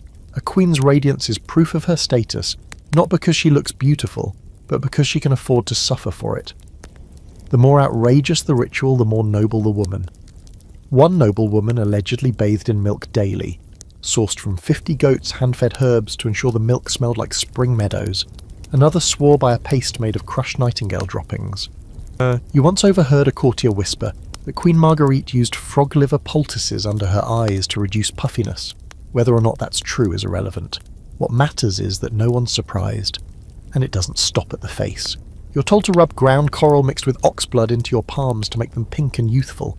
You soak your feet in a broth made from rabbit organs and rosemary, meant to soften the skin and prevent cracks. Your nails are tinted using a paste of saffron and crushed beetles. That's right, beetles. Tiny crimson insects dried and pulverized into a dust that stains your fingers the same red as your lips. It takes hours to apply and days to fade. You feel like a murderess with a manicure. The worst part? Most of it doesn't even work. Or if it does, it works for 5 minutes before your skin revolts. You've had breakouts that looked like plagues. One time, a new cream made from fermented eel oil gave you a rash so red and inflamed it had its own borders. Your physician was delighted. A strong reaction, Tuckery said, shows it's effective. He then offered to lance the boils and balance your humours with a leech or two. You politely declined and locked your doors for 3 days. Still, there's no escaping it. The court is obsessed with appearances, and animal-based beauty is a performance as much as a practice. People trade recipes like they're state secrets. Your ladies-in-waiting hold informal contests over whose cream smells the least like death. And if someone walks into a room glowing suspiciously, there's always a whisper. What is she using? As if youth can be stolen through rumour and goose fat. There's even an underground market for exotic animal products. One merchant recently brought in jars of crushed civet glands, harvested from wildcats and said to cure wrinkles. You paid a small fortune for a single jar, only to learn that the smell was so overpowering it had to be buried under a layer of camphor just to be tolerable. You used it once for... The king complimented your wilderness aroma. You buried the rest behind a tapestry and prayed the cat gods didn't curse you. Of course, not everyone buys into the trend. There are rumours of queens who preferred simplicity. Natural oils, herbs from the garden, a quick rinse in rainwater. They are rare, and often remembered more for their eccentricity than their beauty. The Earth Queen, they call one. You suspect that's court-coded for she smelled like a compost bin. You admire the bravery, though. You sometimes fantasize about washing your face with just water. No marrow, no mollusks, just cool, clean water. But that's the kind of madness that gets you exiled to a convent. Historians argue about how widespread these beauty rituals were. Some believe most of it was limited to royal courts with money to burn and time to waste. Others claim even minor nobles copied what they could, using chicken fat instead of swan or ditch water instead of goat milk. The ambition to glow was universal. The budget? Not so much. But you're not just any noble, you're the queen, and your face powdered and painted and basted like a festival goose is a political statement. People bow to it. People lie to it. People trust it more than your words. You've learned to wield it like a weapon, even if it's quietly killing you. At the end of the day, when the mask is finally peeled off, the powder's rubbed away and the pig fat cleansed, sort of, you look at your real face in the mirror. Raw, red, a little swollen, a few spots that feel tender to the touch. You look older, but you've earned it. Tomorrow you'll do it all again, because beauty may fade, but deer marrow is forever. There are certain things no one at court will talk about directly, and high on that list is menstruation. Not because it's shameful, at least not entirely, but because it's inconvenient. The queen, after all, is supposed to exist in a state of near-divine composure at all times. Bleeding monthly like any other mortal woman? That doesn't fit the image. And yet here you are, curled slightly to one side in your high-backed throne, suppressing a cramp that feels like it's trying to kill you from the inside out, while a bishop drones on about grain taxes. The moment your courses begin, everything shifts behind the scenes. There's a subtle tension in the air, a kind of hush among your attendants. Your chief maid recognises the signs immediately. Your pale face, your slightly stiffer walk, the way you wince just before a sneeze. She offers you the usual, a tightly folded bundle of linen rags, a strip of soft wool, and a handful of herbs that smell like disappointment and burnt toast. These are your monthly companions. You do not ask for better, because better does not exist. You retreat briefly to your chambers where the ritual begins. There's no medieval equivalent of a tampon. Instead, you're provided with long, narrow cloths called clouts that you carefully fold and place inside a linen girdle that ties around your waist and between your legs. There is no elastic, no adhesive, just a complicated knot system and a prayer to St. Bridget. The result is functional, if barely. It shifts when you walk, it leaks if you sit for too long, and it must be changed several times a day, which means a whole team of maids are now on discreet standby, ready to pretend this bodily function is both sacred and invisible. The used rags are collected in a discreet lidded basket and set aside to be boiled later, usually in water mixed with lye, vinegar, or if you're unlucky, urine. They tell you the smell is earthy. They lie. If the weather is warm, the basket is removed more quickly. But if it's cold or if the laundresses are busy, it might sit in the corner of your chamber for hours, quietly emanating its royal perfume into the air like a forgotten cheese. You're expected to maintain appearances throughout. Your walk must be as graceful as ever. Your posture, impeccable. You can't wince, groan, or even make that subtle face you've developed when a cramp hits like a battering ram. If you do, someone will assume you're sick, or worse, pregnant. Every twitch of your brow becomes a topic of gossip. A misplaced hand over your belly, a scandal waiting to happen. You once coughed while clutching a hot brick to your abdomen, and 3 different nobles sent word to Rome to start drafting papal congratulations. Your remedies are limited. You're allowed certain teas, mugwort, pennyroyal, chamomile, but most of them taste like hay and regret. You've tried soaking cloths in hot wine and pressing them to your belly. That worked exactly once and then gave you a rash. The physicians suggest leeches naturally. One even proposed bleeding from the ankle to balance the humours. You stared at him in silence until he quietly left your chambers and was never invited back. There's also the issue of your scent. During your courses, you're told your body exudes a stronger odour, which is believed by some to upset the male humours and possibly wilt flowers. You're advised to carry extra sachets, strong ones, and to avoid embracing anyone closely. Once you were told not to walk through the garden while menstruating lest the roses curl up in shame. You did it anyway. The roses survived. The gardener didn't speak to you for a week. Of course, there are the moral implications. Religious advisors, when they dare broach the topic, hint that your blood is unclean, that your touch can spoil holy objects. You're discreetly excused from Mass during your heaviest days, although the official reason is always headache or contemplative rest. One overly zealous monk once warned you not to sit on the same wooden bench as the relics, lest you taint their purity. You sat on them anyway. Nothing happened, except he fainted. One of the stranger rituals you endure involves wearing a small pouch of dried toad flesh tied around your ankle, said to reduce bleeding. Another time, a midwife suggested that sniffing dried fish heads would stop your cramps. It did not. It merely gave you cramps and a stomachache. But these remedies are part of the performance. You're not just bleeding, you're suffering frank nobly, quietly, elegantly, like a woman of station. There's a fringe belief that menstruation grants you a kind of mystical power. Some even say it enhances prophecy or connects you more directly to the divine.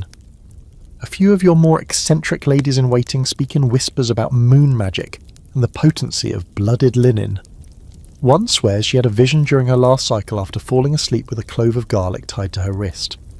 You want to laugh, but after the month you bled for 9 days straight and dreamed about a field of weeping cows, you're not so sure. Historians today argue whether queens truly suffered more than common women when it came to menstrual management. Some point out that noble women had access to finer linen, better herbs, more privacy. Others argue that royal expectations, the need to appear eternally pristine, made everything worse. You'd argue it's both.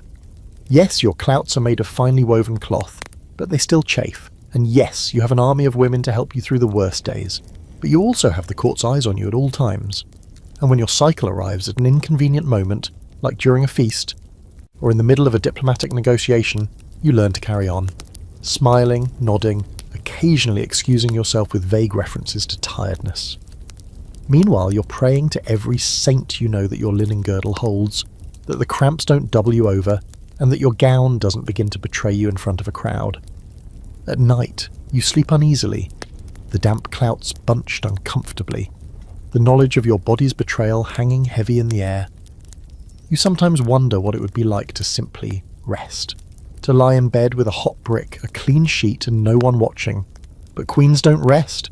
Queens bleed in silence under velvet sheets and embroidered ceilings, because in a world where your blood is sacred, shameful and political all at once, there is no such thing as relief, only routine.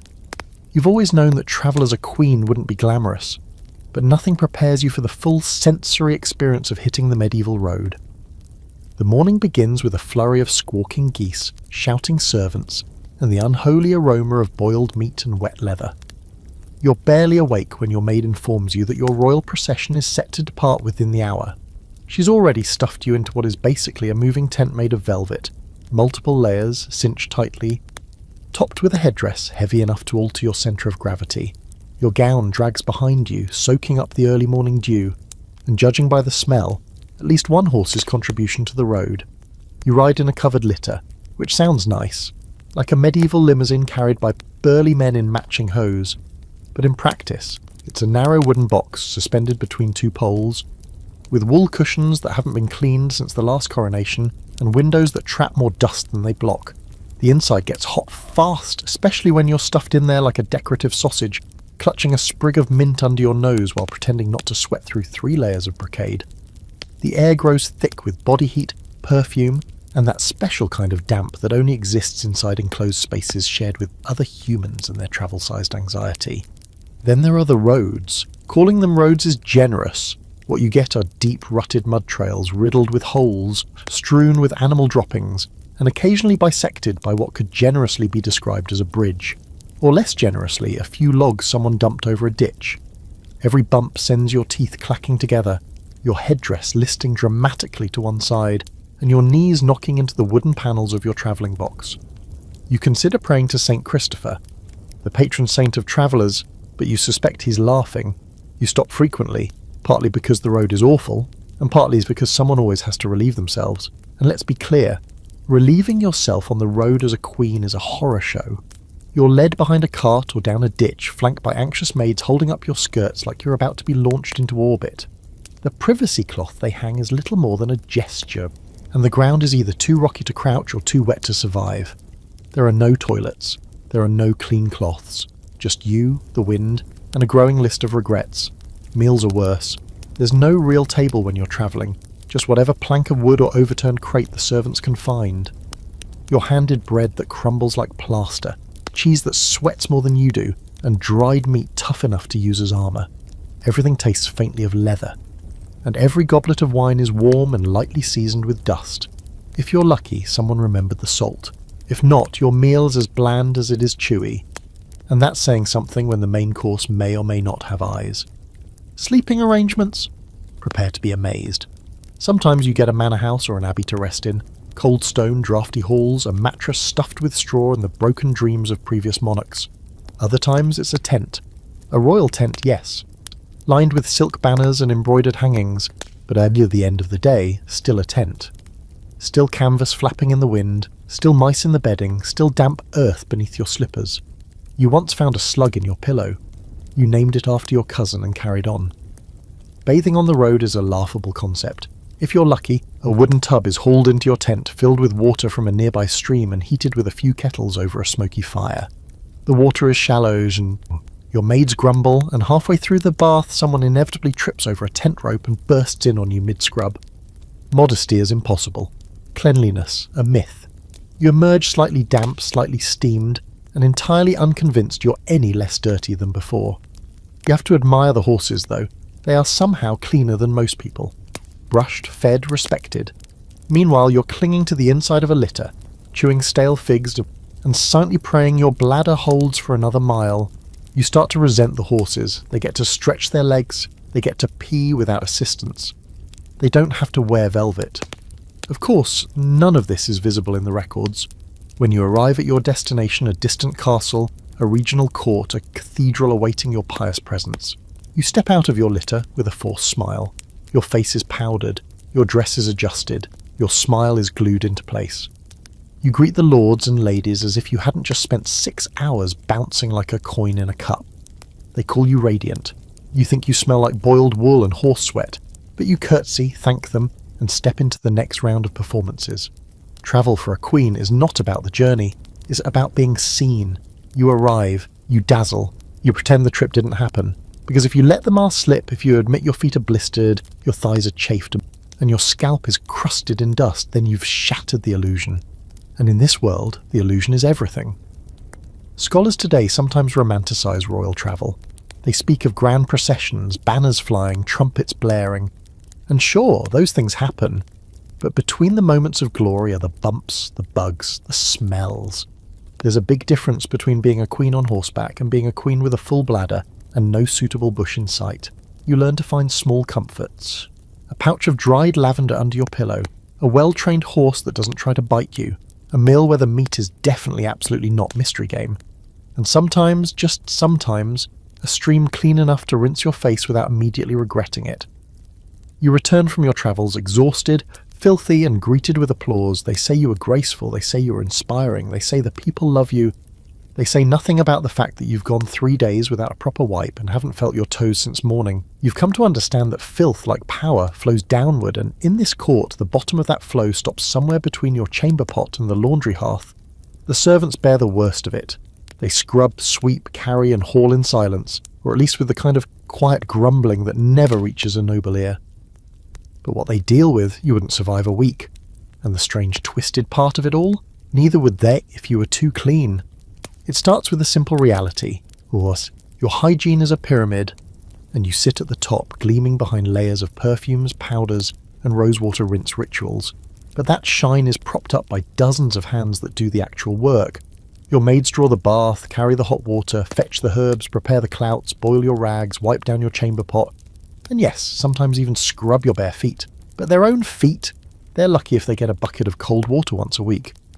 Your laundresses, for instance, handle things no queen should ever touch. They boil your soiled linens in a foul mixture of lye and ash, stirring with long wooden paddles as steam rises and bites their skin.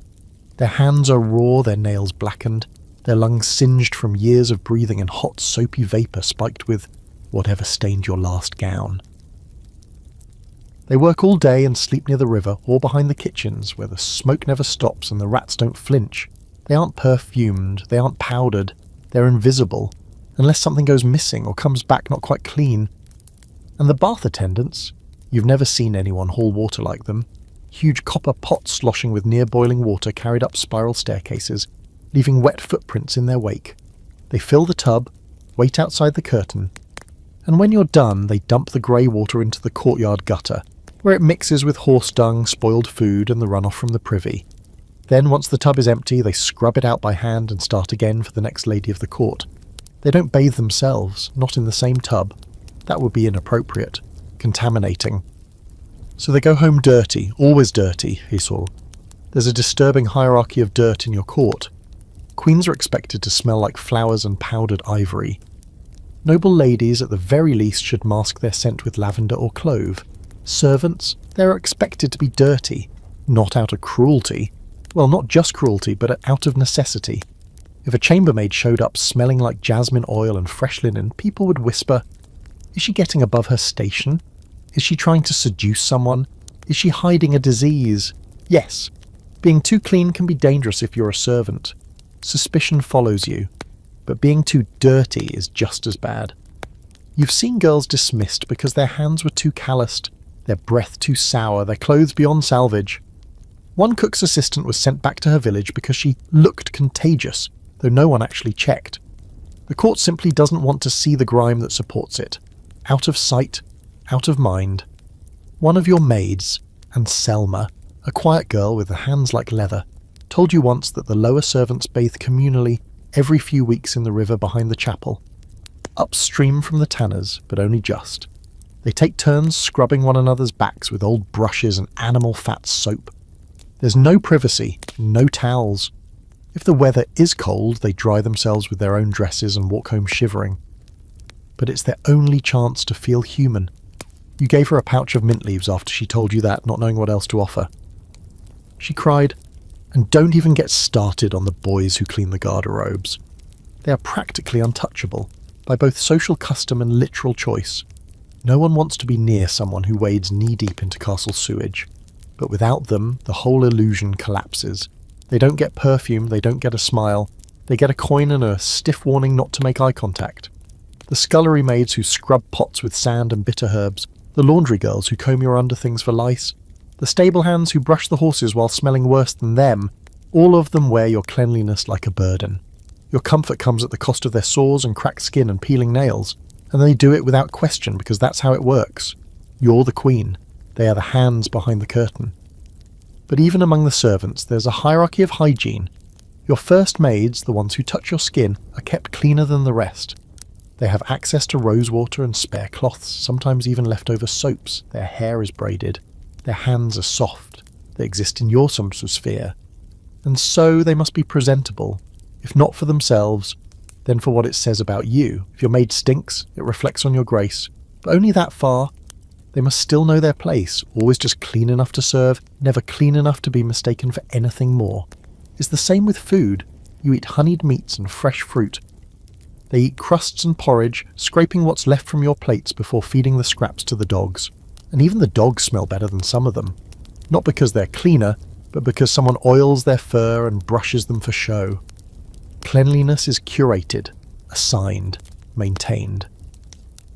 Modern historians sometimes romanticize the downstairs staff, painting them as beloved confidants, cheeky sidekicks, or tragic heroines. But you see the truth. Most of your servants are quiet, tired, and perpetually unwashed. Not because they don't care, but because they don't have time, or water, or permission. And you, in your silk-lined chamber with perfumed hair and goat-fat creams, benefit from every second of their labour. Sometimes you wonder what it would feel like to trade places for a day. Just one. To scrub something instead of having it scrubbed for you. To earn the warmth of a bath instead of expecting it. To smell your own hands and not flinch. But that's not how it works. You're the queen, and your hygiene isn't yours.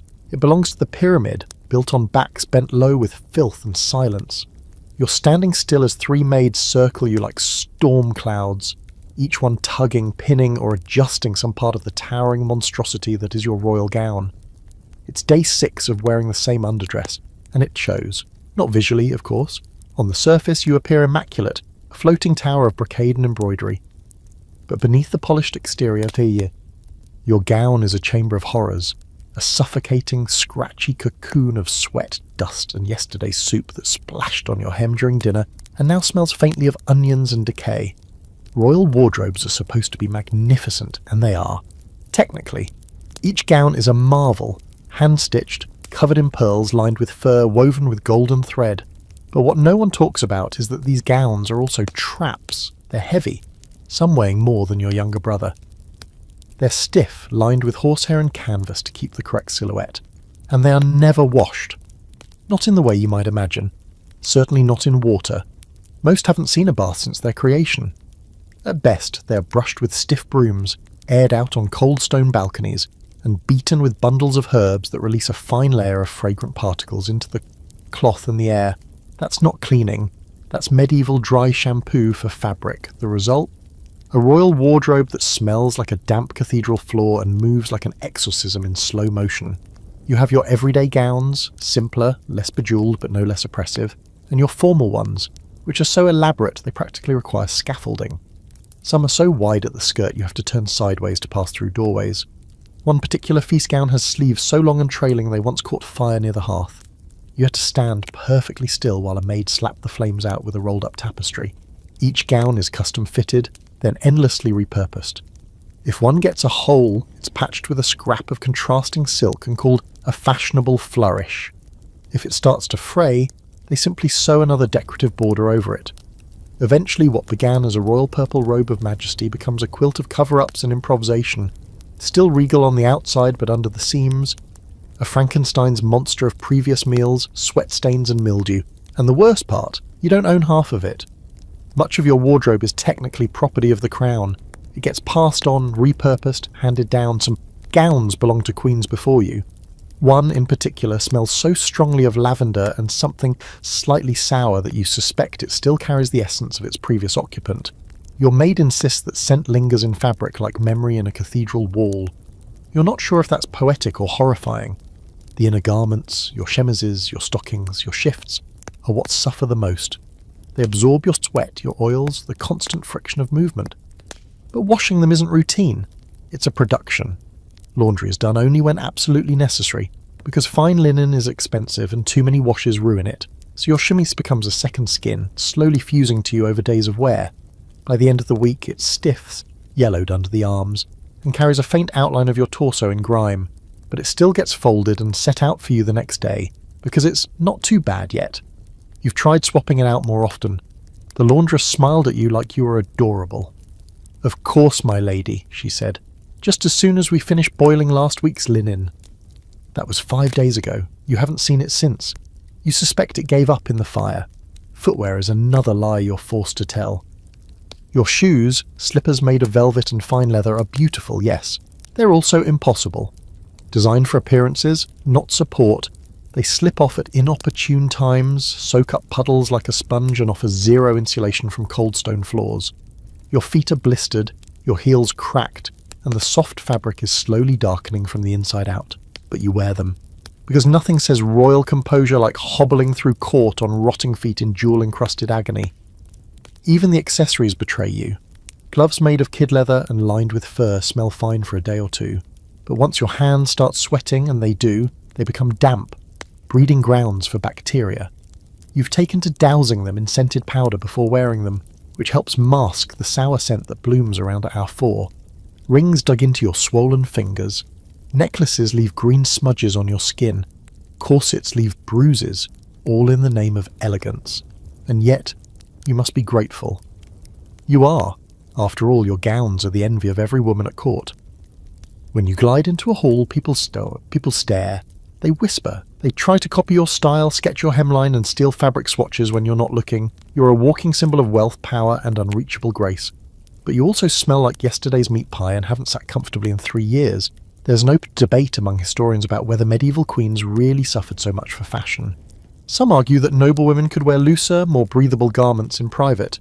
Others insist the pressure to appear immaculate at all times meant that even your nightgown came with embroidery and a bit of dried sweat. The truth is likely both. Moments of relief hidden between layers of expectation.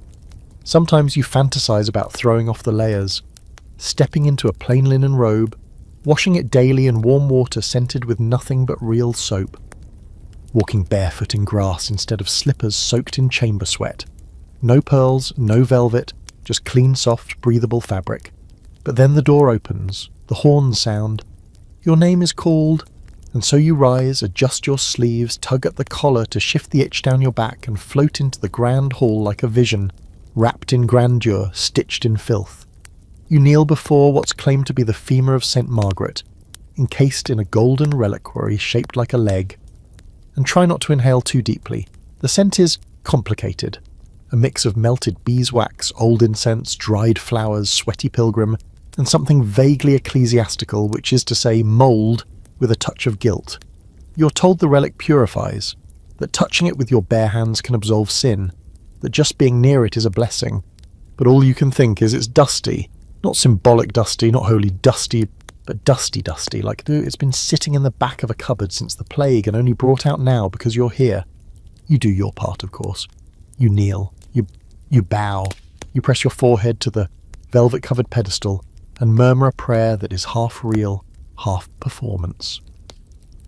Behind you, a line of noblewomen shuffle forward, each waiting for their moment to pretend they're overwhelmed by sanctity, and not, in fact, elbow deep in a cloud of ancient rot. They'll all return to their chambers claiming they felt warmth, or a tingling in their fingers, or the heavy soreness of divine presence.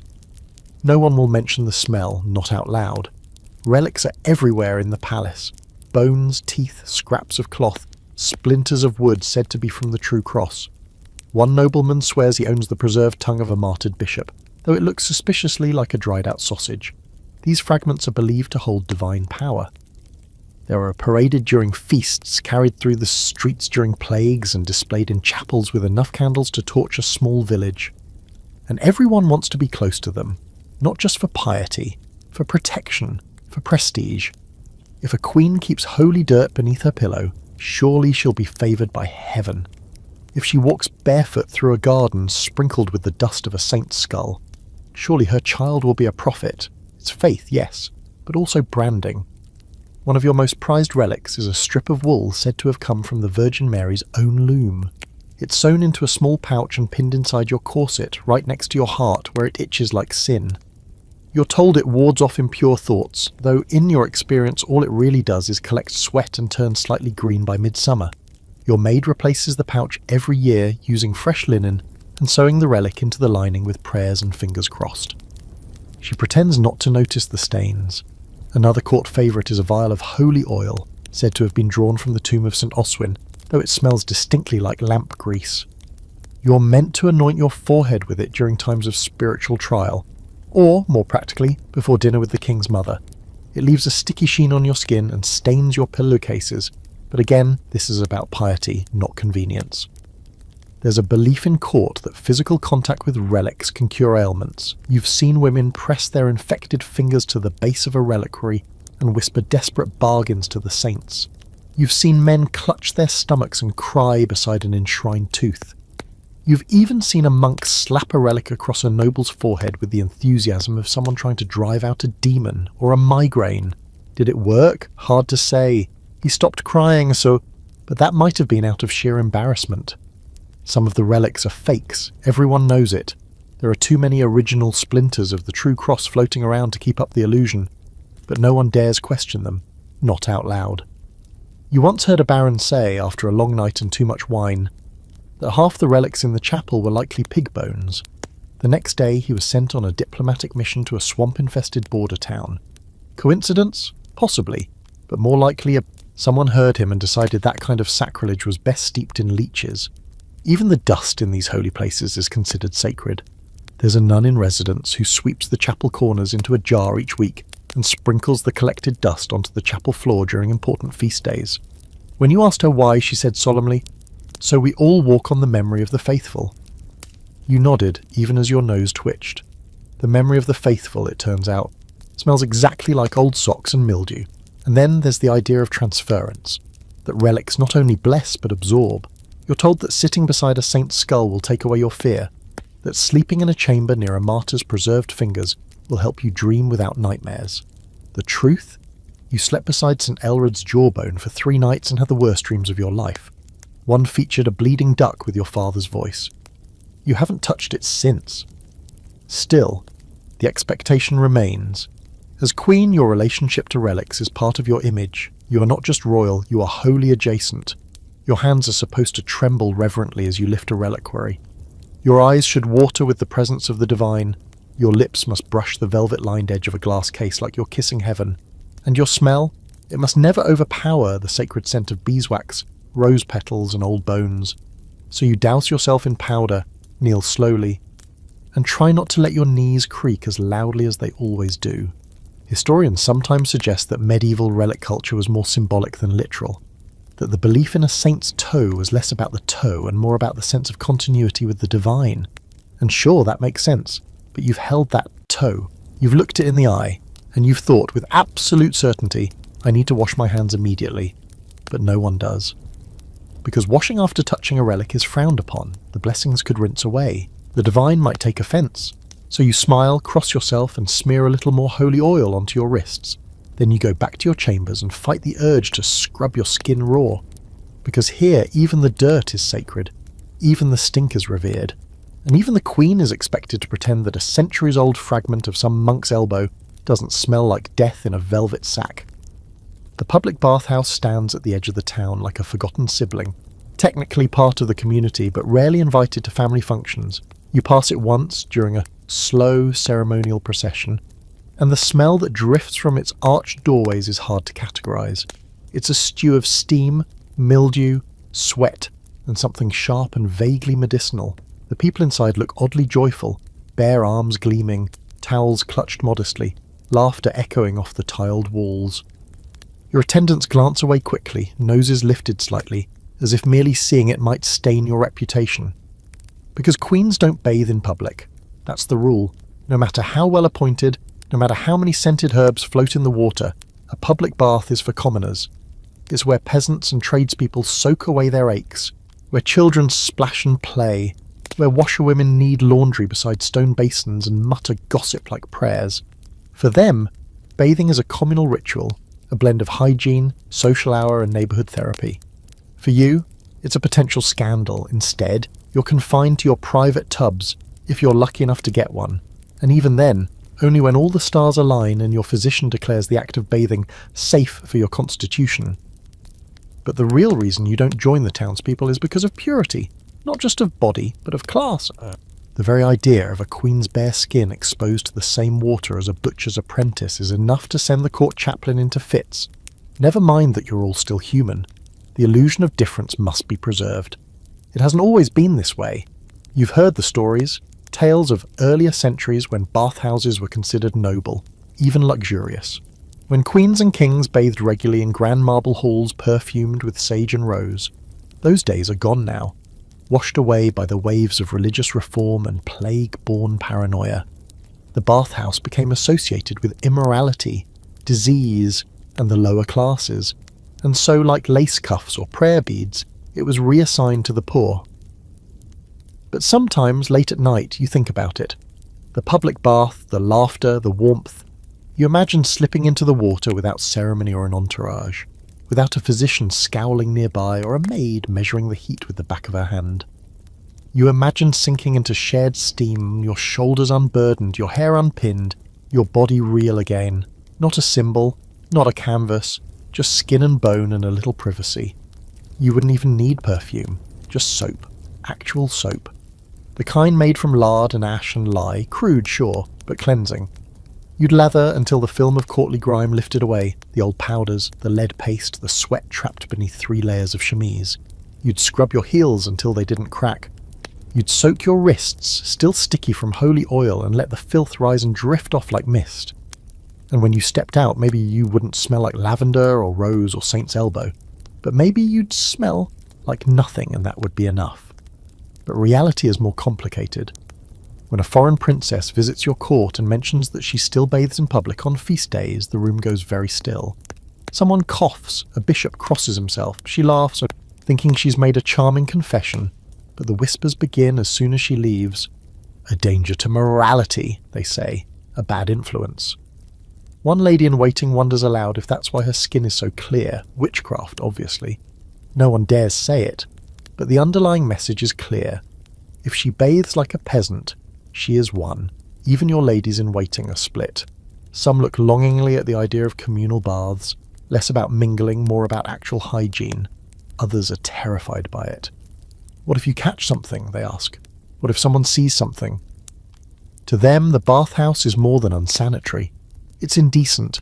A slip of cloth, a too loud laugh, and suddenly you're a cautionary tale embroidered into next year's court tapestry. Still, curiosity itches at you. You ask your maid in a whisper if she's ever gone. She hesitates, then nods. Once, she says, long ago, before I came here. Her eyes soften. It was warm, and I was clean for a whole day. You don't press further.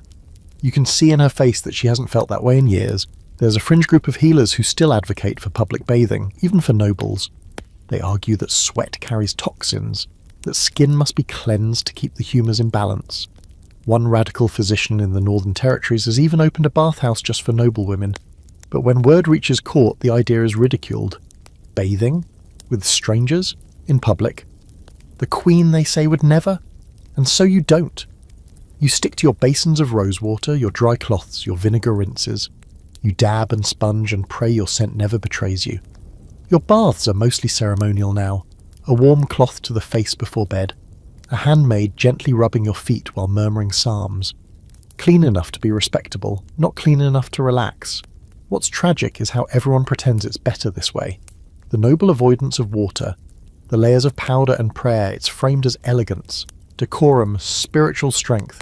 But you know the truth, the poor wash, the rich hide. It's not about cleanliness, it's about optics. A woman seen washing is a woman seen needing to wash, and queens, as the stories go, should need nothing. But deep down, in some unspoken place, you envy them, the women in the bathhouse. The laughter, the warmth, the ache of muscles softened by steam, the simple, honest freedom of being just another body in the water. You may never have it, but you think of it, often. You wake up to the sound of bells tolling and the distinct sharp tang of something rotting. It's faint at first, wafting in through the draughty shutters of your chamber like an unwanted guest. But it lingers, thickens, curves around your nose and refuses to leave. You sit up slowly, and immediately your joints protest, swollen and stiff like they've been soaked overnight in vinegar. That's when you remember you're due to see the royal physician today. No one looks forward to this. He arrives before midday, cloaked in layers of wool and heavy robes, despite the fact that it's midsummer and the room already feels like a kiln. He bows deeply, sniffs once, likely trying to detect imbalances, and launches into a monologue about your pulse, your colour, and the moistness of your tongue. You sit there, lips dry, fingers twitching, trying not to laugh as he frowns and says gravely, "Your spleen is protesting again." The physician's toolkit is an ominous box lined with bottles, bags, and dried bits of something. He brings out the remedies with theatrical flair, each more dubious than the last. Today's treat? A poultice made from mashed onion, pig lard, and crushed marigolds designed to draw out our heat from your joints. The smell alone makes your eyes water. And when it's applied to your knees with a spatula-like tool that looks better suited for churning butter, the warmth burns, not gently, not soothingly, but with the urgency of something that's probably not supposed to be on skin at all. Of course, this is considered cutting-edge medicine. You try to voice your concern. "Does it usually smell like this?" you ask, half joking. The physician's expression turns reverent. "Yes, my lady." The odour proves its strength. You grit your teeth and pretend you're not becoming a human stew. But this is just the beginning. He also prescribes a tonic made from boiled leeches, mint, and a whisper of ground ivory. It's thick, brown, bitter, the kind of liquid that coats your teeth and settles in your stomach like wet wool. "For your internal balance," he explains. "Your bile is dominant, we must calm it." You nod solemnly, because that's what queens do, then discreetly spit half of it into a handkerchief the moment he turns round. There's a larger problem. Nobody really understands how the body works, at least not in a way that's helpful. Everything is filtered through the lens of the four humours: blood, phlegm, yellow bile, and black bile.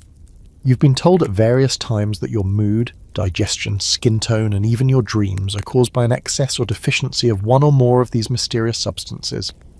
You've also been told that spicy food can cure melancholy, that laughter might cause swelling, and that menstrual blood must be counteracted by rubbing vinegar on your temples. So when the physician insists on placing a dead pigeon against your chest to draw out fever vapours, you don't argue. You lie still while a lifeless bird, plucked, partially gutted and reeking, rests on your collarbone like some cursed accessory. You're not even sure how it's supposed to work. You just know that once, a duchess refused the same treatment and died 2 weeks later. Not of the illness, probably, but definitely of reputation. It gets worse. When the pigeon treatment fails to make you feel more open to divine energy, your physician recommends a purgative, an herbal mixture designed to cleanse your bowels of wicked humours. You're escorted to your privy with the urgency of someone handling a lit torch, and while you're crouched on that freezing slab of stone, clutching your stomach and questioning your entire bloodline, your maid waits just outside, whispering prayers for your release. There is nothing sacred about it. Later, once the colour returns to your cheeks, possibly from sheer dehydration, you're given a little bag of dried earth. From the site of St. Hilda's last miracle, your physician says proudly, keep it close to the skin. You pin it to your shift. It smells like dust and maybe sheep. And if all else fails, bloodletting.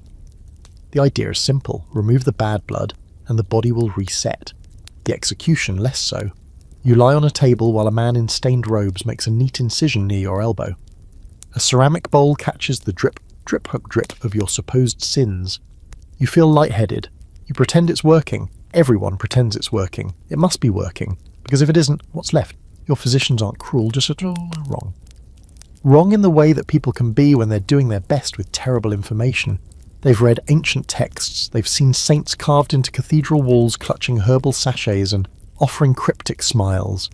They believe in balance, in purity, in the idea that every illness has a spiritual root. When you broke out in boils after using that deer marrow mask, your doctor didn't blame the deer, he blamed your ambition, man.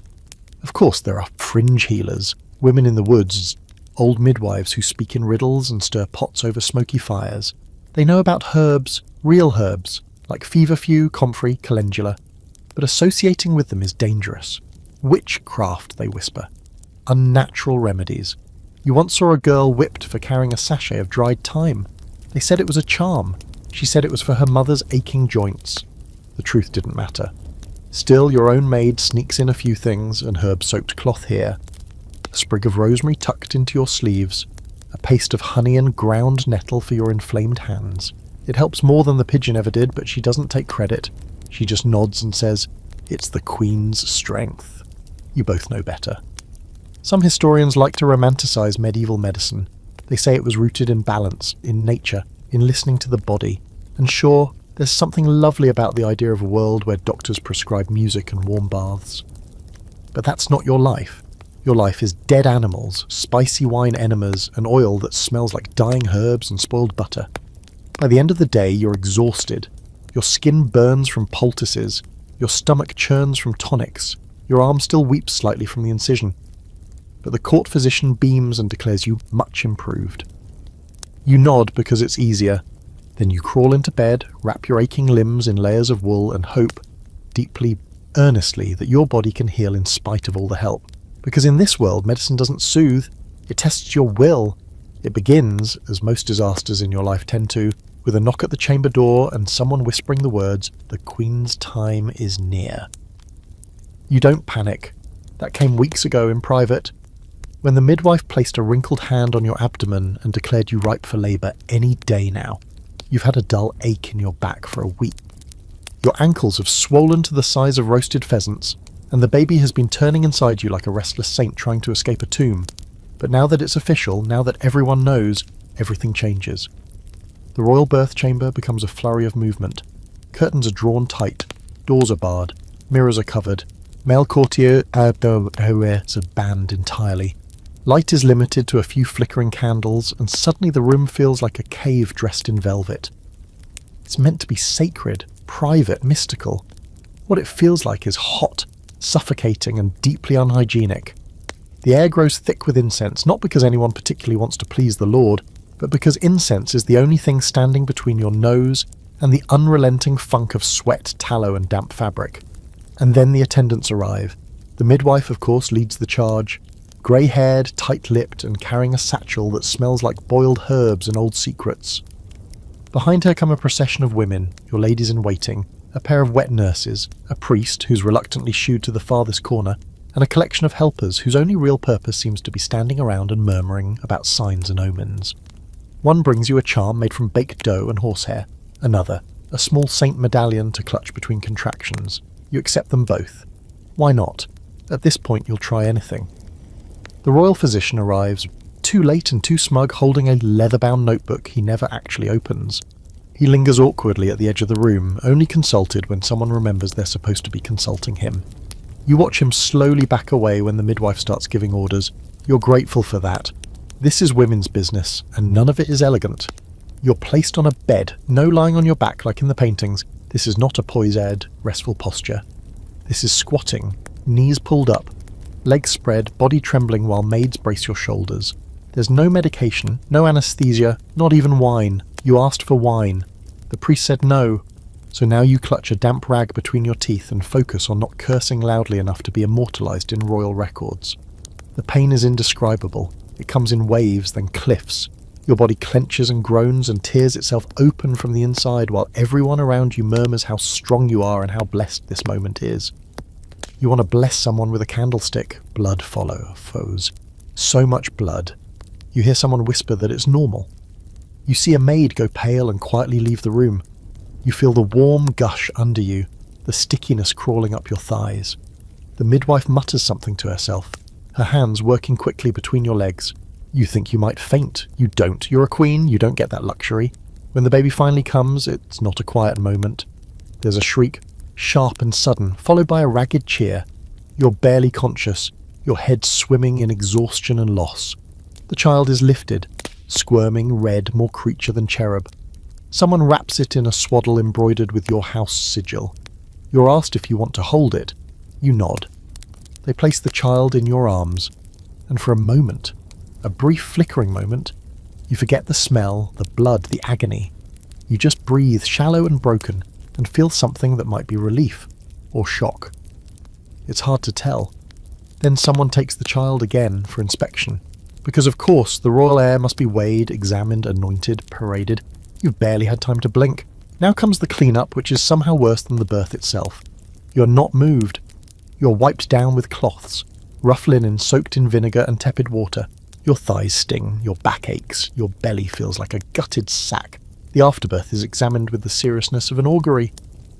One woman makes a comment about the colour. Another clutches a rosary.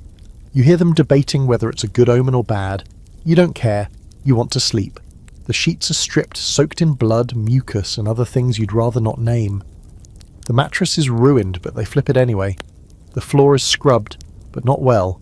A maid sprinkles herbs on it, then crushes them with her bare feet as she moves about. A soft, sweet stink rises. Mint. Lavender, blood. The scent of survival, see? Dressed up for court. You are given a fresh shift, still damp from rushed laundering, and laid back against new pillows.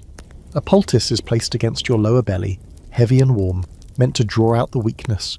You lie there limp as a doll while women drift in and out of the chamber whispering congratulations and talking about godmothers. No one offers you water. Eventually someone hands you a small bowl of broth, and you sip it while staring at the curtains and wondering how you're still alive. And let's not forget, you're expected to look radiant. By tomorrow you'll be expected to receive visitors, smile, accept gifts, pose with your newborn wrapped in royal colours. You'll still be bleeding, clots as large as goose eggs slipping quietly into your linens. You'll still be cramping, but your face will be powdered, your lips stained. Your gown carefully draped to hide the swollen abdomen still working its way back to normal. Historians argue about the dangers of childbirth for queens. Yes, you had attendants, resources, better nutrition, but you also had the crushing pressure of producing heirs, of delivering under scrutiny, of performing. And if something went wrong, if you screamed too loud, bled too long, failed to deliver a boy, you didn't just suffer. You failed a kingdom. You're lucky this time. The baby is healthy. You're still breathing. The priest declares it a miracle. You think it's a statistical anomaly, but you nod. Tomorrow you'll be celebrated. The queen who brought forth life, the vessel of divine continuity, the Holy Mother.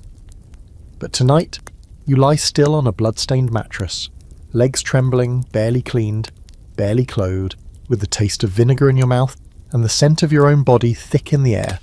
And you survive, because that's what queens do. A month later, you still haven't left your chamber, not because you're bedridden, though truthfully sitting down without wincing still takes effort, but because you're under the ancient ritual of churching, a confinement period during which new mothers are meant to stay indoors and avoid all things holy, social, or otherwise visible. They say it's for your protection. They say it gives your body time to heal and your soul time to purify. But what it feels like is exile. Cushioned, perfumed, velvet-draped exile.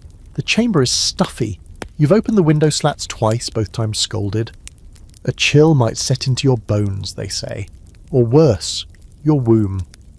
So the shutters stay closed, and the air inside goes thick, scented with burnt herbs, candle wax, and the perpetual sourness of a body recovering in secret. No one talks about the bleeding, the clots, the damp cloths changed by your maids in near silence. Everyone just pretends the queen is glowing in private, resting like a holy relic. Your body, though, is far from holy. Your belly hangs low, soft and loose, the skin marked by thin, angry lines. Your breasts are sore, leaking, and alternately engorged or oddly deflated, depending on how recently the wet nurse has fed the child. You wear a support bodice under your shift to hide the sagging. It helps a little, but nothing can hide the feel, the fermented blend of milk, sweat and old blood that no amount of rosewater seems to conquer. You long for a bath, a real one. Hot water deep enough to soak in, to wash away everything, the pain, the exhaustion, the sourness of being half woman, half symbol. But full immersion is forbidden during your confinement. The midwife says it might open your womb again. You could bleed out, she warns, holding a damp rag to your face like a consolation prize. So instead, you endure endless sponge baths and oil rubs that only ever make you feel stickier. This period of confinement is officially a spiritual cleansing. After childbirth, you're considered temporarily impure, not sinful exactly, just touched. Too close to death, too soaked in blood and bodily mysteries to walk among the innocent. So you wait. You wait for the churching ceremony where you'll be blessed and re-welcomed into the world like a wayward ghost who's finally dried out. Meanwhile, visitors trickle in. Always women, always soft-voiced. They bring gossip, gifts, sweetmeats you can barely stomach. One duchess gifts you a carved ivory comb for the baby's hair. Another hands you a rosary made from dried rose petals pressed into beads. You thank them all. Smile when expected. Nod as they speculate about the baby's resemblance to the king. Such strong brows, never mentioning that the child still mostly looks like a pink raisin with hiccups. The baby is presented to you twice a day.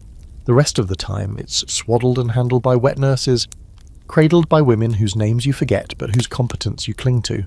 When you do hold the baby, it smells of milk, wool, and faintly of damp parchment. You rock it, whisper lullabies passed down from queens who bled before you, and feel, sometimes briefly, something like connection.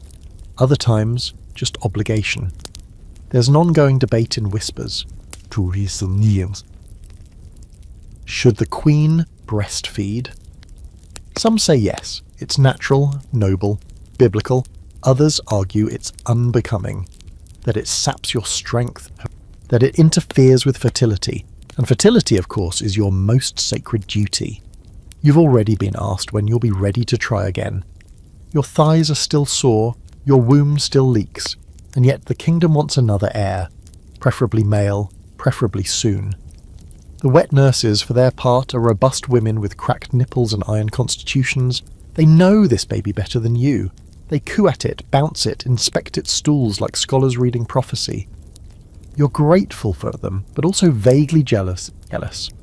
They get to know the baby while you recover behind a curtain of incense and quiet suffering. One day, a servant brings you a mirror. You haven't seen your reflection since before the birth. You hesitate, then look. Your face is pale, lips dry. Your eyes have dark circles beneath them, giving you the haunted look of a minor saint or a particularly overworked nun. Your hair, once carefully curled and perfumed each day, now hangs limp and greasy. The gown you wear is loose, meant for nursing, but the looseness does little to flatter. You look mortal, and you're not supposed to. Queens are supposed to emerge from childbirth radiant, transcendent, elevated by the divine act of giving life, but you feel like you've been dragged backward through a hedge, and then polished just enough to fool the blind. You set the mirror down and don't ask for it again. The chamber gets quieter each day. The excitement fades. The duchesses stop visiting. Even the nurses grow more brisk, more distant. The baby no longer draws gasps of delight, only sighs and questions about teething.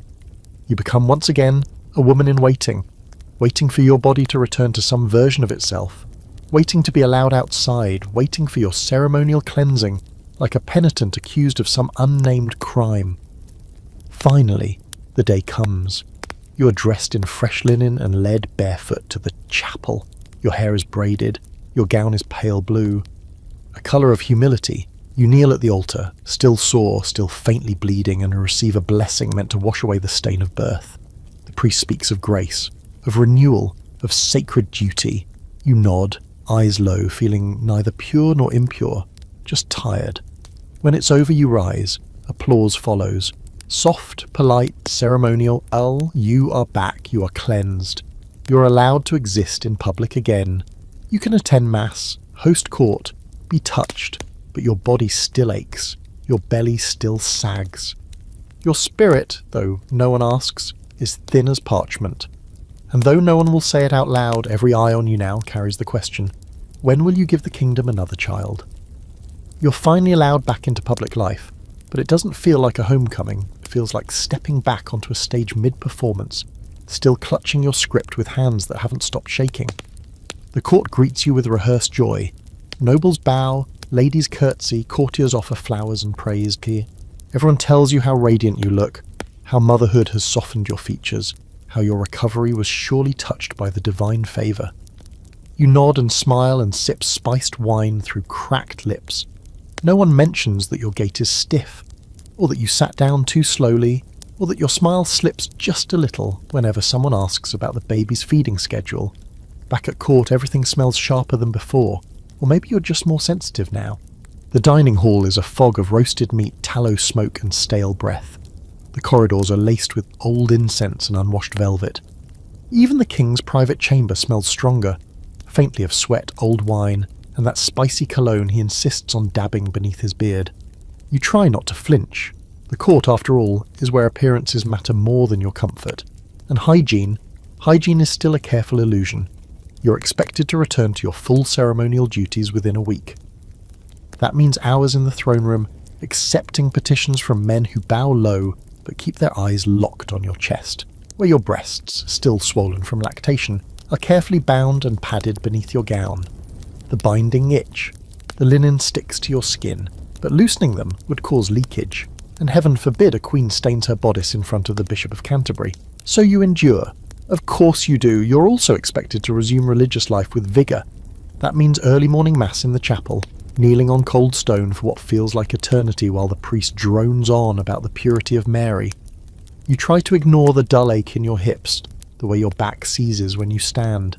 You try not to remember that Mary's birth experience was supposedly painless and celestial, while yours involved swearing, blood, and the very real possibility of dying in a puddle of your own fluids.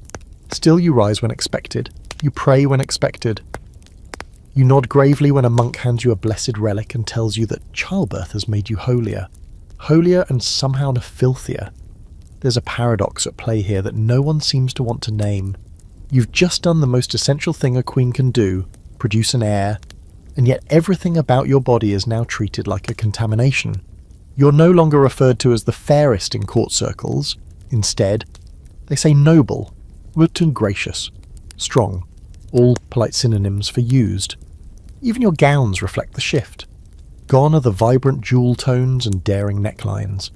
Now you're draped in softer colours, modest cuts, pale blues, creams, gentle browns. Virgin Mary adjacent, Mother of God cosplay. You no longer dress to dazzle, you dress to reassure, to symbolise stability. Your body is a symbol of continuity, not seduction. Not anymore. Your ladies, meanwhile, carry on as if nothing has changed. They still whisper scandal and perfume their gloves and pretend that hygiene is as simple as rubbing citrus oil on your armpits and not thinking too hard about what's growing in your hair. You envy their ignorance. You envy their unbroken bodies, their illusions. You used to share those illusions. Now you know what hides beneath them. Blood, clots, exhaustion, the feeling of tearing open from the inside. But you can't say any of that out loud. Queens are supposed to be discreet about suffering. Pain, after all, is not part of court etiquette. And then comes the real insult. Your return to the royal bed. No one says it outright, of course. But your maid casually lays out your finest shift one evening. A soft blue one, scented with crushed violets and sewn with tiny pearls along the neckline. The king sends word that he'll be retiring early. A fire is lit in your chamber, the bed warmed with hot stones. You know what this means, your body barely healed, still leaking faintly, still sore in places you pretend not to notice, is expected to be ready. The physician has already declared you restored to balance. The midwife, when asked, said something about your hips being resettled. That's enough. That's all that's needed to make you available again. The first time you lie with the king post-childbirth, everything feels slightly wrong. Your limbs don't quite fit the same way. Your body's rhythms have changed. You tense without meaning to. You do your best to be gracious, to be receptive, to moan at the appropriate time. You do not cry, you save that for later, when you are alone and washing with a cloth that smells faintly of wine vinegar and defeat. Afterwards, you are praised for your fortitude. The king sleeps. You lie awake, stomach cramping, waiting for the nurse to bring the baby back to be fed or held or paraded before a midnight guest. Sometimes you wonder if the child even knows who you are. You haven't held it properly in days. Historians often debate the extent of a queen's power. Was she a figurehead, or did she wield influence from behind the throne?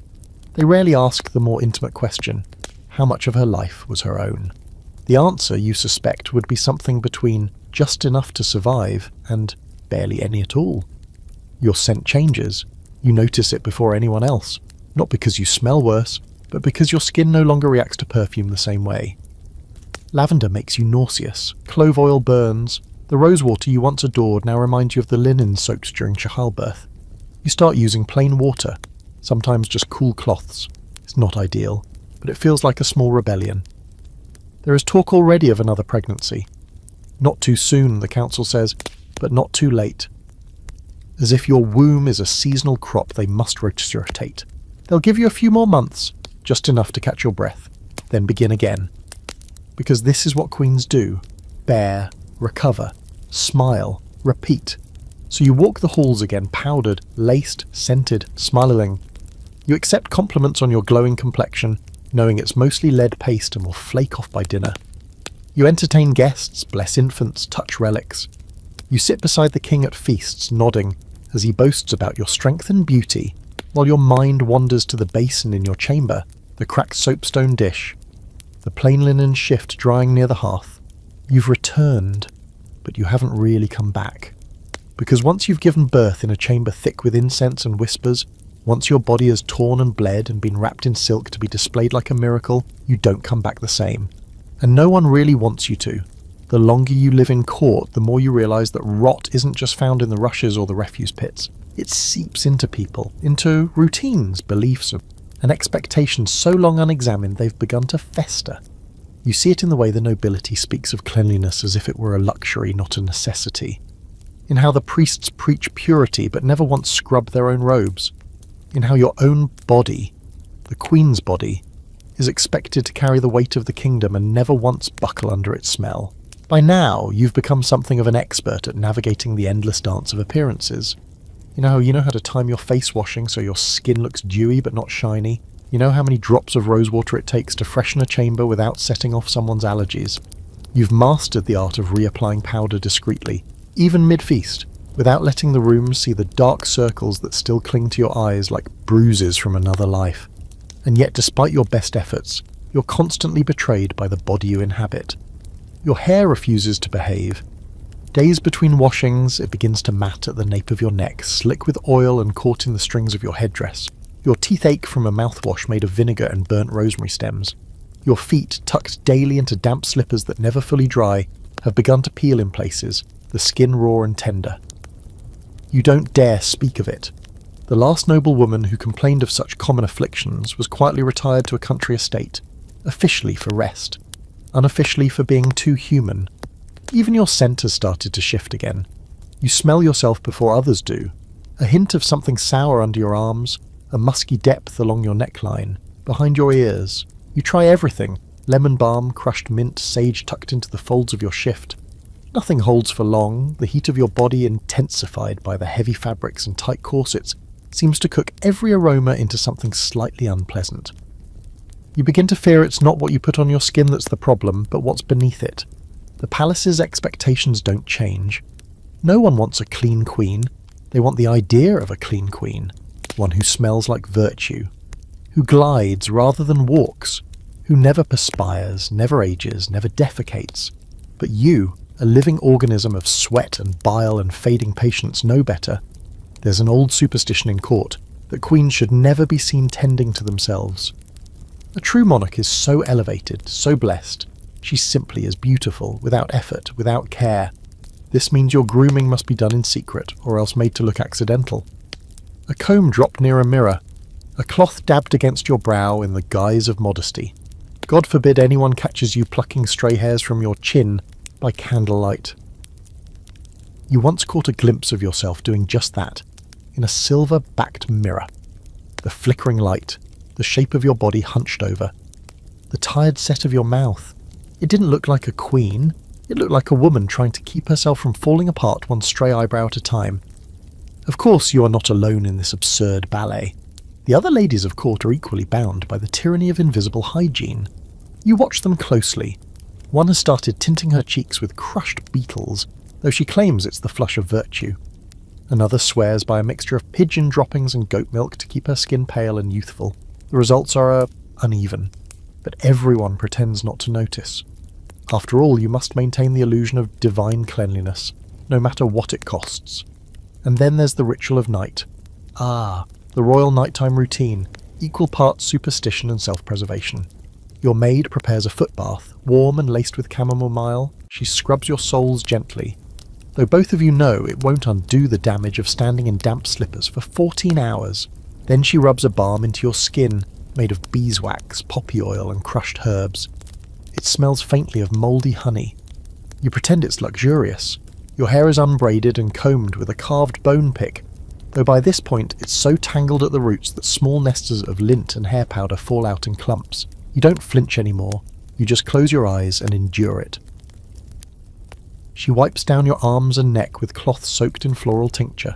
It cools you slightly, but the residue leaves your skin sticky. Then she helps you into your night shift, already stiff from previous nights of sweat, and tucks you into bed like a child. The sheets are clean tonight. That's a luxury. Often, they're just turned, not changed. You try not to think about how many nights you've slept in the same linen, the scent of your own body growing stronger with each turn. But tonight, they smell faintly of sun and lavender. You smile. A small win. Just as you're drifting off, you hear rats in the walls again. They've returned to their nightly skittering. Sometimes, if you wake suddenly, you see one dart across the floor. You're used to it now. Queens don't scream over vermin. Besides, at least the rats are honest about their filth. The humans in court, they hide theirs behind lace. You think sometimes about the future, about what your daughters will inherit. If they'll know that royal life is less about grandeur and more about mastering the art of quiet discomfort. If they'll be allowed to bathe without scandal. If one day someone will invent a way to truly be clean. Until then, you will keep up the performance. You'll wear the powdered gowns. You'll hold the scented handkerchiefs. You'll endure the oaths of beauty and grace, and inside you'll know the truth. Your body is never truly clean. Not in this world, but your composure, spotless. They bring the relics out again, because of course they do. Another outbreak, another parade of dusty bones and hopeful whispers. This time it's a wasting sickness, sweeping through the villages. Aches, fevers, mysterious boils. No one's calling it the plague yet, but the air is shifting. You can feel it in the sudden surge of incense in the corridors, the tightening of the servants' faces, the sharp increase in prayers muttered under breath between spoonfuls of soup. Fear smells different than dirt, sharper, more acrid. You know the difference by now. As queen, you're expected to model faith, not fear. You stand at the head of candlelit processions, holding a reliquary that may or may not contain a saint's thumb. You smile faintly. You kneel at altars. You let a bishop sprinkle you with holy water while your inner thighs itch with heat rash, and your bodice cuts into your ribs like an accusation. No one speaks of contagion, not openly. Not yet. They speak instead of cleansing, of divine testing, which is rich considering no one's washed the hallway rushes in a month and the royal physician still believes bad smells are what cause disease. Not the rats nesting in the granary. You've seen this before. You were younger then, not queen yet. You remember the blood under fingernails, the scent of sour fever, the way people stopped holding hands or sharing spoons. You remember the silence in rooms after someone coughed too hard. And now it's happening again, but this time you are the figurehead, the symbol of calm, a walking smiling mask stretched over fatigue and dread. Hygiene becomes ceremonial again. Chamber pots are emptied more often. Soap, previously reserved for feast days and noble births, suddenly makes a fashionable return. But only for the visible. You're given a fresh bar, lemon-scented and wrapped in linen like a newborn. You sniff it and feel the brief thrill of something clean. You ask if more is available. For the servants, the wet nurses, the laundresses. You're told supplies are limited. Let the queen have it, they say. She must set the tone. So you lather it between your palms, watching the suds form like something magical. You scrub your wrists, your neck, the space behind your ears. Your skin drinks it in. For a moment, you feel human. Then the maid dries you with a towel that smells of mildew, and the spell is broken. Outside, peasants are being ordered to clean their doorsteps with wine vinegar and sweep the gutters with holy brooms, sprigs of rosemary tied with red string. Within the palace, the approach is more symbolic. New herbs scattered over the rushes, more relics carried through rooms like air fresheners. A priest tapes a charm to your bedpost to ward off the black air. No one touches your bedsheets with actual water. The King's Council meets every morning to discuss the situation. You're not invited, of course, but you hear the murmurs afterward. how they're blaming the fishermen or the grain shipments or the travelling merchants. No one blames the fleas, not yet. A rat scuttles through the garden during your walk, bold as ever. You point, no one reacts. They give you a new perfume, a gift from a foreign court, a blend of clove, nutmeg, and what you're told is dragon's blood resin. It's strong, overpowering, you wear it like armour. When you enter a room, it arrives before you. When you leave, it lingers like a ghost. You know the real reason for it. If you reek of spice and wealth and holy oils, people will feel reassured. They won't think about the sick. They'll think about order, about divinely scented queens who could never get sick themselves. But behind closed doors, you're scrubbing your hands raw. Not because anyone told you to, just instinct. Something in your bones says, clean it off. So you do. You scrub until the skin for you flakes. Then you dust yourself with rice powder to hide the redness. The cycle begins again. People begin to vanish from court, quietly, a steward's wife, a kitchen boy, a scribe who handled too many scrolls from a certain port city. You're told they're resting elsewhere. You know better. You send an extra pouch of herbs to the nursemaids. You pretend it will help. One night a maid faints in your chamber. She's pale, shaking, drenched in sweat. The others panic, then freeze. No one wants to be the first to touch her. Finally, you kneel beside her yourself. You take her hand. It's burning. She tries to speak. You hush her. You call for water. Real water, not wine or oil. When it comes, you bathe her forehead yourself. She survives the night. The next morning, half the court treats you like a miracle worker. The other half avoids you entirely. The idea of cleanliness mutates again. Not physical this time, spiritual. A clean soul, they say, will survive. A queen who prays enough, fasts enough, performs penance will be spared. You see nobles whipping themselves in the cloisters. You hear of women eating only onions for a week. You nod when someone suggests hanging garlic in the nursery. You know it won't help, but people need to feel clean. You think about the older queens, the ones before you, how they survived or didn't. Some died of fever, some of childbirth. One was simply found curled in bed, blood at her nose, with a rosary tangled in her fingers. They all performed the rituals. They all did what was expected. Still, they died. And yet, you carry on. You wipe your skin with vinegar-soaked cloths. You refuse to wear the same shift 2 days in a row. You ban incense from your chamber, claiming it worsens your headaches, though really you just want to smell something real. You replace it with lavender and mint, crushed by hand each morning. You light beeswax candles because they smoke less. You demand the rushes be changed weekly. People protest. You stare them down. It happens. You stop kissing relics. You stop pretending. You are the queen. You will not be clean in the way they expect, but you will be real, and maybe that will save you. Or maybe it won't. But at least when the dust settles, when the bells stop tolling and the whispers fade, you'll know you didn't float above the filth. You stood in it, knew it, anyway, and for once that feels like enough. And so, here you are, cleaner than most, filthier than all would admit, and somehow still breathing. You've survived childbirth without soap, court life without deodorant, and medicine without reason. You've endured rot disguised as routine and rituals disguised as relief. The powdered gowns, the vinegar baths, the holy elbow bones, they never did save you. But you never needed saving, did you? You see now that the stink wasn't just in the rushes, it was in the expectations, the pageantry. The way every corner of your body, every secretion, every ache was either ignored, sanctified, or shamed. And yet you moved through it, laced up and powdered down, covered in silken secrets. You held your breath when required. You smiled through itching skin and abscesses no one dared name. If you've learned anything in this long sour-scented journey, it's this. The illusion of purity is often more important than the truth of hygiene. And for queens, truth rarely matters. Only the legend. Only the idea of you draped in brocade. Perfumed like divinity, untouchable, unknowable. But in the dark, between processions and pageants, you scratch. You clean yourself in silence. You look in the mirror and see the grime behind your eyes. And you live, day after day, stinking, sweating, surviving. Maybe that's the real miracle. So next time someone says they wish they could be a medieval queen, let them know the truth. Yes, the crown sparkles. Yes, the throne is velvet. But the bed is crawling, the soap is lye, and the air always, always smells like a mix of tallow, rosewater and denial. Sleep tight, and maybe wipe your feet before bed.